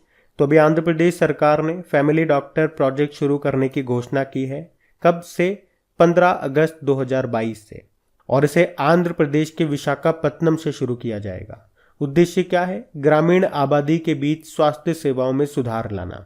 अच्छा, आप जानते हो अभी एक रिपोर्ट आई थी, उसमें हमने पढ़ा था वनों में सबसे ज्यादा वृद्धि ये कहाँ पे देखी गई? आंध्र प्रदेश में। और आंध्र प्रदेश का क्लासिकल डांस कौन सा है? कुचिपुड़ी है। वैसे टोटल कितने हैं? 8 हैं। भारत में टोटल 8 हैं। आंध्र प्रदेश का पूछें तो कुचिपुड़ी आंसर होगा। और भाषा के आधार पर गठित होने वाला पहला राज्य भी है आंध्र प्रदेश। चलो आप मुझे बताओ, नेशनल डॉक्टर डे कब मनाते हैं? 1 जुलाई को। और इंटरनेशनल फैमिली डे 15 मई को, जबकि international day of family remittance 16 जून को मनाते हैं। और अभी पूछूं अगर मैं आपसे कि किस राज्य की सरकार ने एक परिवार को फैमिली कार्ड जारी करने की घोषणा की? तो आंसर होगा उत्तर प्रदेश ने। और अभी one nation one ration card योजना को लागू करने वाला आखिरी राज्य कौन सा बना? तो आंसर होगा असम। ये भी ध्यान रखना। बढ़ते आगे। चलो फिर बताओ, अभी हाल ही में किस राज्य ने मुख्यमंत्री सारथी योजना शुरू करने की घोषणा की? तो आंसर होगा झारखंड। तो अभी झारखंड सरकार राज्य के छात्रों को प्रतियोगी परीक्षाओं की तैयारी कराने के लिए फ्री में कोचिंग देगी और उसके लिए ये मुख्यमंत्री सारथी योजना शुरू की है। अच्छा, इसी तरह से 2 राज्यों ने भी योजनाएं शुरू की थी अपने राज्य के बच्चों को फ्री में कोचिंग देने के लिए। एक तो है उत्तर प्रदेश, उसने जो योजना शुरू की थी उसका नाम है अभ्युदय योजना। और राजस्थान ने अनुप्रति योजना शुरू की थी, तो वो भी याद रखना। अच्छा, योजनाओं की बात है तो 2-3 योजनाओं आपको पढ़ा रहा हूँ, उसको ध्यान से सुनना, रिवाइज करना अच्छे से क्योंकि ये इंपॉर्टेंट है। जैसे कि किसान सम्मान निधि योजना, ये कब शुरू होती है? 24 फरवरी 2019 को। कहाँ से? गोरखपुर यूपी से। इसमें आपको पता है पूरे साल भर में किसानों को 2-2 हज़ार रुपये करके 3 किस्त दी जाती है, यानी कि टोटल 6,000 रुपये। और आयुष्मान भारत योजना कब शुरू होती है? 23 सितंबर 2018 को झारखंड के रांची से। इसमें 5 लाख रुपए का स्वास्थ्य बीमा मिलता है। उज्ज्वला योजना की बात करेंगे तो ये शुरू हुई थी 1 मई 2016 को बलिया यूपी से, जबकि उज्ज्वला योजना 2.0 शुरू हुई थी 10 अगस्त 2021 को महोबा यूपी से। अच्छा, बेटी बचाओ बेटी पढ़ाओ योजना कब शुरू होती है? 22 जनवरी 2015 को पानीपत हरियाणा से। और सौभाग्य योजना, सहज बिजली हर घर योजना, ये शुरू होती है 25 सितंबर 2017 को। अच्छा, एक मृदा स्वास्थ्य कार्ड योजना भी याद रखो, ये 19 फरवरी 2015 को शुरू हुई थी राजस्थान के गंगानगर के सूरतगढ़ से। और वैक्सीनेशन के लिए, टीकाकरण के लिए एक मिशन है, मिशन इंद्रधनुष। कब शुरू हुआ था? 25 दिसंबर 2014 को। तो ये कुछ इंपॉर्टेंट योजनाएं हैं, ये आपको याद होनी चाहिए, कब शुरू हुई थी और कहां से। बढ़ते आगे। अच्छा बताइए, अभी किस राज्य सरकार ने मुख्यमंत्री महतारी न्याय रथ यात्रा शुरू की? तो आंसर होगा छत्तीसगढ़। तो जो छत्तीसगढ़ के मुख्यमंत्री हैं भूपेश बघेल, उन्होंने कहा कि राज्य महिला आयोग के माध्यम से मुख्यमंत्री महतारी न्याय रथ यात्रा संचालित की जाएगी। और छत्तीसगढ़ महिला आयोग की पहल पर प्रदेश की महिलाओं को उनके संवैधानिक अधिकारों और कानूनों की जानकारी देकर जागरूक किया जाएगा और उनमें आत्मविश्वास बढ़ाया जाएगा। इसी के लिए ये यात्रा शुरू की जा रही है। तो याद रखना, ये जो मुख्यमंत्री महतारी न्याय रथ यात्रा है, इसकी शुरुआत दुर्ग जिले के पाटन ब्लॉक के करसा गांव से हुई है। देखो, छत्तीसगढ़ की कैपिटल रायपुर हो गई, मुख्यमंत्री भूपेश बघेल हो गए और गवर्नर कौन है? अनुसुईया उइके। अभी आपको याद हो गया, मुख्यमंत्री मितान योजना यहाँ पे शुरू हुई थी। कौशल्या मातृत्व योजना यहाँ पे शुरू हुई थी, जिसमें दूसरी बेटी के जन्म पे 5,000 रुपए दिए जाएंगे। और याद रखना, भारत का 53वां टाइगर रिजर्व ये आपको मिलेगा छत्तीसगढ़ में, जिसका नाम है गुरु घासीदास टाइगर रिजर्व। लेमरू हाथी अभ्यारण्य भी आपको यहीं पे मिलेगा। और एक पंडवानी नृत्य काफी फेमस है, छत्तीसगढ़ का है और इसकी पहली महिला कलाकार हैं तीजन बाई। और एक हरेली त्योहार भी याद रखो, इसका संबंध छत्तीसगढ़ से है, जबकि हरेला उत्सव इसका संबंध उत्तराखंड से है। ये ध्यान रखना। बढ़ते आगे। चलो बताओ, अभी किस राज्य सरकार ने मुख्यमंत्री नाश्ता योजना शुरू की? तो आंसर होगा तमिलनाडु। तो मुख्यमंत्री नाश्ता योजना ये तमिलनाडु सरकार ने शुरू की है। और याद रखना, इसी के साथ तमिलनाडु सभी सरकारी स्कूलों में मिड डे मील के साथ नाश्ता देने वाला पहला राज्य बन गया है। पर याद रखना, ये नाश्ता केवल कक्षा 1 से लेकर 5वीं तक के बच्चों को मिलेगा, जबकि मिड डे मील तो कक्षा 8वीं तक के बच्चों को मिलता है। तो ऐसा थोड़ा सा ध्यान रखना पड़ेगा आपको। और आप जानते हो, ये जो मिड डे मील योजना है, इसका नाम बदल दिया था सरकार ने। नाम बदल के क्या कर दिया? प्रधानमंत्री पोषण योजना। पोषण का मतलब प्रधानमंत्री पोषण शक्ति निर्माण। देखो, वैसे तमिलनाडु की कैपिटल चेन्नई है, यहीं पे आपको चमड़ा अनुसंधान केंद्र मिलेगा। और भारत में पहली बार आपको पता है 44वां नंबर का फिडे शतरंज ओलंपियाड है, ये भारत में हुआ। भारत में कहाँ पे? चेन्नई में, जिसका शुभंकर थम्बी है। उसके अलावा तमिलनाडु के चेन्नई में सड़क पर रहने वाले जानवरों के लिए भारत की पहली एम्बुलेंस सेवा भी शुरू की गई थी। यहाँ के मुख्यमंत्री कौन है? MK स्टालिन है। और इनकी आत्मकथा का नाम क्या है? उंग लिल ओरुवन। यहाँ के गवर्नर हैं RN रवि। और वैसे बताओ, तमिलनाडु के तट को क्या कहते हैं? कोरोमंडल तट कहते हैं। और केरल के तट को मालाबार तट कहते हैं। ये थोड़ा सा ध्यान रखना। बढ़ते आगे। बताओ, अभी हाल ही में किस राज्य सरकार ने स्वनिर्भर नारी योजना को शुरू किया? तो आंसर होगा असम।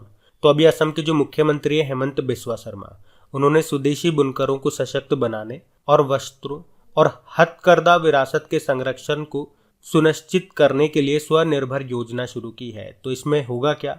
राज्य सरकार एक वेब पोर्टल के माध्यम से सीधे स्वदेशी बुनकरों से हथकरघा वस्तुओं की खरीद करेगी। ये योजना राज्य में हथकरघा और वस्त्रों की विरासत को संरक्षित करने में मदद करेगी। अच्छा, एक प्रश्न मैं आपसे पूछूंगा, बताओ अभी किस राज्य ने बुनकरों के लिए नेकरा सम्मान योजना शुरू की थी? तो आंसर होगा कर्नाटक। और अभी किस राज्य ने बुनकरों के लिए बीमा कवरेज को बढ़ाने के लिए नेथन्ना बीमा योजना शुरू की थी? तो आंसर होगा तेलंगाना। एक डे भी है, नेशनल हैंडलूम डे, राष्ट्रीय हथकरघा दिवस, वो भी याद रखना 7 अगस्त को मनाया जाता है। और असम से आपको एक नाम याद आएगा, चलो आप ही बताओ, अभी भारत का सबसे नवीनतम नेशनल पार्क जो कि असम का 7वें नंबर का नेशनल पार्क है, उसका नाम क्या है? पढ़ते आगे। चलो बताओ, अभी हाल ही में नेस्कॉम फाउंडेशन ने ग्रामीण महिला उद्यमियों की सहायता के लिए किस पहल के तहत कॉल सेंटर शुरू करने की घोषणा की? तो आंसर होगा डिजीवाणी।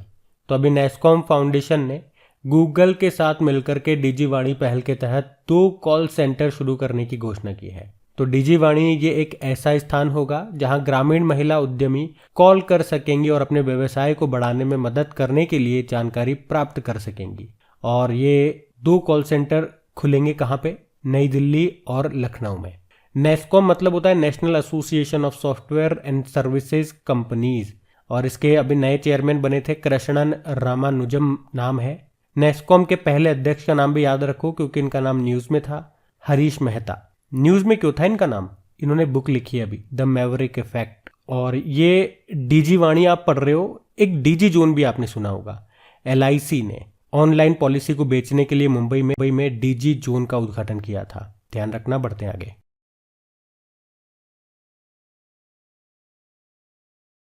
चलो बताओ, जुलाई 2022 में भारत ने कितने स्थलों को रामसर स्थलों की सूची में शामिल किया है? तो आंसर होगा 5। तो अभी भारत ने 5 नए आर्द्र भूमि स्थलों को नामित किया। इनमें से 3 तमिलनाडु से हैं। कौन कौन से? किरीकिली पक्षी अभ्यारण्य, पल्लीकरनई मार्श रिजर्व फॉरेस्ट और पिचवरम मैंग्रोव। एक मिजोरम का है पाला आर्द्र भूमि, एक मध्य प्रदेश का है साख्या सागर। तो अब इनके जुड़ने के बाद भारत में रामसर स्थलों की संख्या 49 से बढ़कर के 54 हो गई है। रामसर स्थल की बात करें तो ये एक आर्द्र भूमि स्थल है जिसे रामसर कन्वेंशन के तहत अंतरराष्ट्रीय महत्व के लिए नामित किया गया है। इस कन्वेंशन को आर्द्र भूमि कन्वेंशन के रूप में भी जाना जाता है और इस कन्वेंशन को 2 फरवरी 1971 1971 में ईरानी शहर रामसर में अपनाया गया था और ये 1975 में लागू हुआ। इसी कारण 2 फरवरी को आप वर्ल्ड वेटलैंड डे मनाते हो। तो रामसर सूची का उद्देश्य क्या है? आर्द्र भूमि के नेटवर्क को बनाए रखना जो वैश्विक जैविक विविधता के संरक्षण के लिए इंपॉर्टेंट है। तो ये क्वेश्चन इंपॉर्टेंट रहेगा, याद रखना। बढ़ते आगे। चलो बताओ, अभी हाल ही में जारी कोटक प्राइवेट बैंकिंग और हुरुन की सूची के अनुसार वर्ष 2021 में भारत की सबसे धनवान महिला कौन है? तो आंसर होगा रोशनी नाडर। तो कोटक प्राइवेट बैंकिंग और हुरुन के अनुसार भारत की सबसे अमीर महिला कौन है? तो आंसर होगा HCL की चेयरपर्सन रोशनी नाडर। दूसरे नंबर पे नायका कंपनी की जो हेड हैं फाल्गुनी नायर हैं और तीसरे पे है किरण मजूमदार शॉ। तो ये आप याद रखना।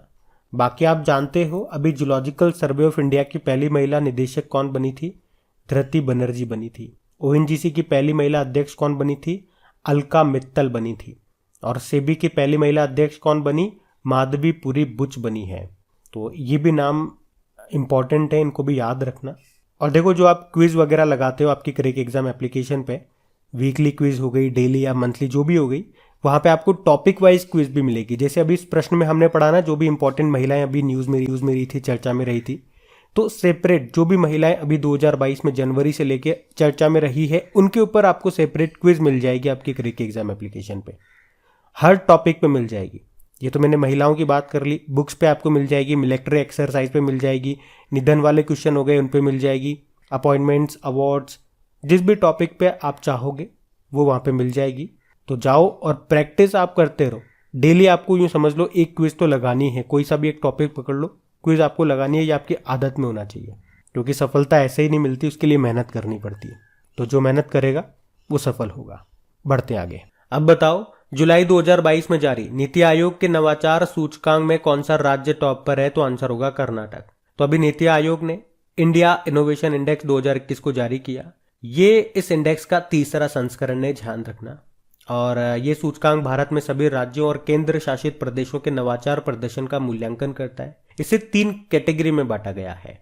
तो पहली कैटेगरी आपकी मेजर स्टेट्स की कैटेगरी, इसमें कर्नाटक टॉप पर है। लगातार तीसरे साल कर्नाटक इसमें टॉप पे बना हुआ है। सेकंड पे तेलंगाना है और तीसरे पे हरियाणा है।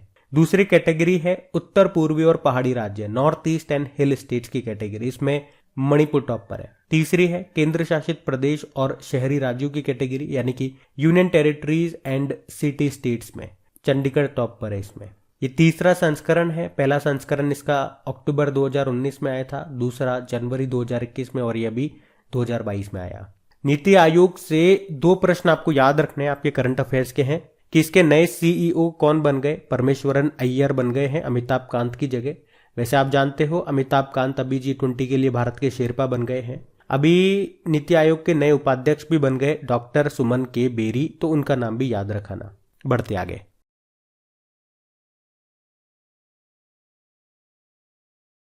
चलो बताओ, अभी किस राज्य सरकार ने राज्य की अर्थव्यवस्था को $1 ट्रिलियन तक लाने के लिए डेलॉइट इंडिया को एक सलाहकार के रूप में नियुक्त करने का निर्णय लिया? तो आंसर होगा उत्तर प्रदेश। तो अभी उत्तर प्रदेश सरकार ने राज्य की अर्थव्यवस्था को $1 ट्रिलियन के स्तर पर लाने की योजना का सुझाव देने के लिए डेलॉयट इंडिया को एक सलाहकार के रूप में नियुक्त करने का निर्णय लिया। आपको बता दूं, $238.8 बिलियन के सकल राज्य घरेलू उत्पाद ग्रॉस स्टेट डोमेस्टिक प्रोडक्ट के साथ वर्तमान में उत्तर प्रदेश भारत की तीसरी सबसे बड़ी अर्थव्यवस्था है। और डेलॉयट ये एक अंतर्राष्ट्रीय पेशेवर सेवा नेटवर्क है जिसका हेडक्वार्टर मिलेगा आपको लंदन में। बढ़ते आगे। अच्छा बताओ, जुलाई 2022 में मध्य प्रदेश के मुख्यमंत्री ने कहां पर अमर शहीद चंद्रशेखर आजाद की भव्य प्रतिमा स्थापित करने की घोषणा की? तो आंसर होगा भोपाल में। तो अमर शहीद चंद्रशेखर आजाद, इनका जन्म हुआ था मध्य प्रदेश के भाबरा गांव में 23 जुलाई 1906 को। तो अभी मध्य प्रदेश के जो मुख्यमंत्री हैं शिवराज सिंह चौहान, उन्होंने अमर शहीद चंद्रशेखर आजाद की 116वीं जयंती पर भोपाल में आयोजित पहली राज्य स्तरीय युवा महापंचायत के उद्घाटन समारोह में ये घोषणा की कि भोपाल में अमर शहीद चंद्रशेखर आजाद जी की भव्य प्रतिमा स्थापित की जाएगी और इस प्रतिमा की नींव में आजाद की जन्मस्थली भाबरा से लाई गई मिट्टी का उपयोग किया जाएगा। मतलब इस प्रतिमा स्थल को युवाओं के लिए प्रेरणा स्रोत के रूप में विकसित किया जाएगा। अब 2-3 प्रश्न मैं आपसे पूछूंगा। Statue of knowledge B.R. Ambedkar ji की है, ये कहाँ पे स्थापित की गई? अभी मोदी जी ने संत रामानुजाचार्य जी की दुनिया की दूसरी सबसे ऊंची बैठी हुई स्टैच्यू का अनावरण किया था। कहाँ पे किया था? 216 फीट ऊंची वो थी। स्टैच्यू ऑफ यूनिटी ये कहाँ पर है और उसकी हाइट कितनी है? बाकी बायोमास हाइड्रोजन प्लांट ये आपको मिलेगा खांडवा मध्य प्रदेश में। बायो CNG प्लांट इंदौर में मिलेगा। और अभी पहला जियो पार्क ये मध्य प्रदेश के लम्हेटा गांव में स्थापित किया गया, याद रखना पड़ता। बताओ अभी हाल ही में द रेजिलिएंट एंटरप्रेन्योर नाम की बुक को किसने लिखा? तो आंसर होगा धृति शाह ने। तो धृति शाह ने इस बुक को लिखा है जिसका नाम है द रेजिलिएंट एंटरप्रेन्योर। इस बुक में उन उद्यमियों के इंटरव्यूज हैं जिन्होंने चुनौतियों का सामना किया और अपने स्टार्टअप्स को सफलतापूर्वक आगे बढ़ाया। धृति शाह ये C2C ऑर्गेनाइजेशन डेवलपमेंट लिमिटेड में एसोसिएट डायरेक्टर हैं। आप जानते हो जे सिंह, अभी इन्होंने एक बुक लिखी है द मैकमोहन लाइन। इसको अभी लॉन्च किया था हिमाचल प्रदेश के गवर्नर राजेंद्र विश्वनाथ अर्लेकर ने। राजेश तलवार ने अभी एक बुक लिखी है the boy who wrote a constitution नाम से। और डॉक्टर थॉमस मैथ्यू रतन टाटा जी की इन्होंने जीवनी लिखी है जिसका नाम है Ratan and Tata the authorised biography. ये नाम भी याद रखना। पढ़ते आगे। इस प्रश्न में आपको बताना है अभी किसने Dilip Kumar in the shadow of a legend नाम की बुक को लिखा? तो आंसर होगा फैजल फारूकी ने। तो अभी लेखक फैजल फारूकी ने भारतीय सिनेमा के महान एक्टर दिलीप कुमार पर एक नई बुक लिखी है जिसका नाम है in the shadow of a legend Dilip Kumar. तो इस बुक में लेखक ने दिलीप साहब की 1944 में आई पहली फिल्म ज्वार भाटा का जिक्र किया है। दिलीप कुमार का ओरिजिनल नाम दिलीप कुमार नहीं था, वो तो फिल्मों में आकर के हो गया था। पहले इनका नाम यूसुफ खान था। और फैजल फारूकी ये कौन है? ये mouthshut.com के संस्थापक और CEO हैं। तो इनका नाम ध्यान रखना। बढ़ते आगे। चलो बताओ अभी किस राज्य के ₹1 वाले डॉक्टर पद्मश्री सुशोभन बनर्जी का निधन हो गया? तो आंसर होगा पश्चिम बंगाल। तो पश्चिम बंगाल के प्रसिद्ध ₹1 वाले डॉक्टर थे ये पद्मश्री सुशोभन बनर्जी, जिनका भी निधन हो गया। अब इन्हें ₹1 वाला डॉक्टर क्यों बोलते थे? क्योंकि राज्य में आदिवासियों को मात्र ₹1 में ये चिकित्सा उपलब्ध करवाते थे, इसीलिए इन्हें प्यार से ₹1 वाला डॉक्टर कहा जाता था। 2020 में मिला था इन्हें पद्मश्री, ये ध्यान रखना आप। बढ़ते आगे। चलो बताओ अभी किसने भारतीय सेना को एक स्वदेशी रूप से विकसित quick reaction fighting vehicle medium दिया? तो आंसर होगा टाटा एडवांस सिस्टम्स लिमिटेड। तो एरोस्पेस और रक्षा के लिए टाटा ग्रुप की शाखा है जो ब्रांच है टाटा एडवांस सिस्टम्स लिमिटेड, उसने भारतीय सेना को एक स्वदेशी रूप से विकसित एक बख्तरबंद वाहन दिए हैं जिनका नाम है quick reaction fighting vehicle medium. ये अन्य बख्तरबंद गाड़ियों से ज़्यादा तेज चलती है। इसमें असॉल्ट राइफलों की गोलियों, बमों और बारूदी सुरंगों का असर नहीं होता। तो ये जो बख्तरबंद वाहन है ये देश के रक्षक यानी कि जो हमारे सैनिक हैं उनकी सभी मौसम में सभी इलाकों की स्थितियों में लड़ने की क्षमता बढ़ाएगी और चलते समय उनको सुरक्षा प्रदान करेगी। तो याद रखना ये बनाया है टाटा एडवांस सिस्टम्स लिमिटेड ने। अच्छा, हमारे आर्मी चीफ कौन है? मनोज पांडे हैं। और आर्मी डे 15 जनवरी को मनाया जाता है, याद रखना। बढ़ते आगे। चलो बताओ किस देश ने 2024 के बाद अंतर्राष्ट्रीय अंतरिक्ष स्टेशन इंटरनेशनल स्पेस स्टेशन को छोड़ने का फैसला किया? तो आंसर होगा रशिया ने। तो रशिया ये 2024 के बाद इंटरनेशनल स्पेस स्टेशन को छोड़ देगा। ये जो इंटरनेशनल स्पेस स्टेशन है ना, ये किसी एक देश का नहीं है, किसी एक देश की जागीर नहीं है, बल्कि 5 स्पेस एजेंसीज का इस पर अधिकार है, जैसे कि नासा, अमेरिका की नासा, रशिया के रॉसकॉस्मोस, जापान की जाक्सा, यूरोप की यूरोपियन स्पेस एजेंसी और कनाडा की कनाडा स्पेस एजेंसी। और आपको याद होगा अभी जो चाइना है ये भी अपना स्पेस स्टेशन बना रहा है, जिसके लिए इसने अपना दूसरा अंतरिक्ष मॉड्यूल लॉन्च किया था, याद है आपको। और वैसे नासा ने भी कुछ कहा था इसके बारे में कि वो इंटरनेशनल स्पेस स्टेशन को रिटायर्ड कर देगा, डीकमीशन कर देगा। कब तक? 2031 तक। ये पॉइंट भी जरा ध्यान में रखना। बढ़ते आगे। चलो बताओ, अभी जुलाई 2022 में किस राज्य में हरेली पर्व मनाया गया? तो आंसर होगा छत्तीसगढ़ में। देखो यहां से 2 आप याद रखो, एक तो होता है हरेली और एक होता है हरेला। तो हरेली पर्व ये छत्तीसगढ़ में मनाते हैं और हरेला उत्सव या हरेला पर्व ये मनाया जाता है उत्तराखंड में। इसमें आप कंफ्यूज मत हो जाना। और छत्तीसगढ़ से एक प्रश्न आपको जरूर याद आएगा कि भारत का 53वां टाइगर रिजर्व ये कौन सा है और कहां पर है? तो ये है गुरु घासीदास टाइगर रिजर्व, जो आपको मिलेगा छत्तीसगढ़ में। ये आप जरूर याद रखना।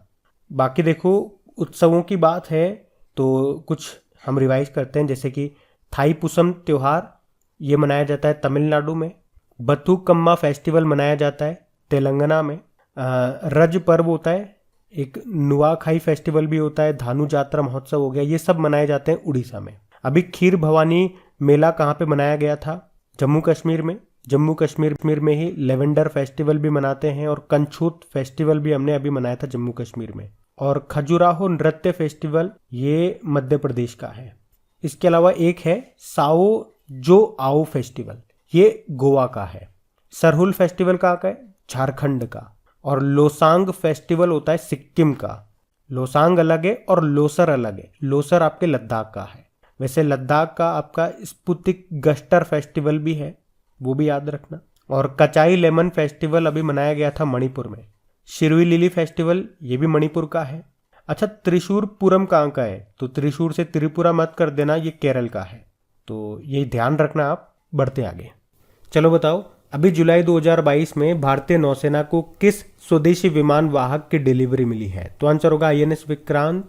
तो अभी कोचीन शिपयार्ड ने स्वदेशी विमान वाहक पोत INS विक्रांत को भारतीय नौसेना को सौंप दिया। तो इस डिलीवरी के साथ ही भारत उन चुनिंदा देशों में शामिल हो गया जिनके पास स्वदेशी रूप से विमान वाहक पोत के डिजाइन और निर्माण की क्षमता है।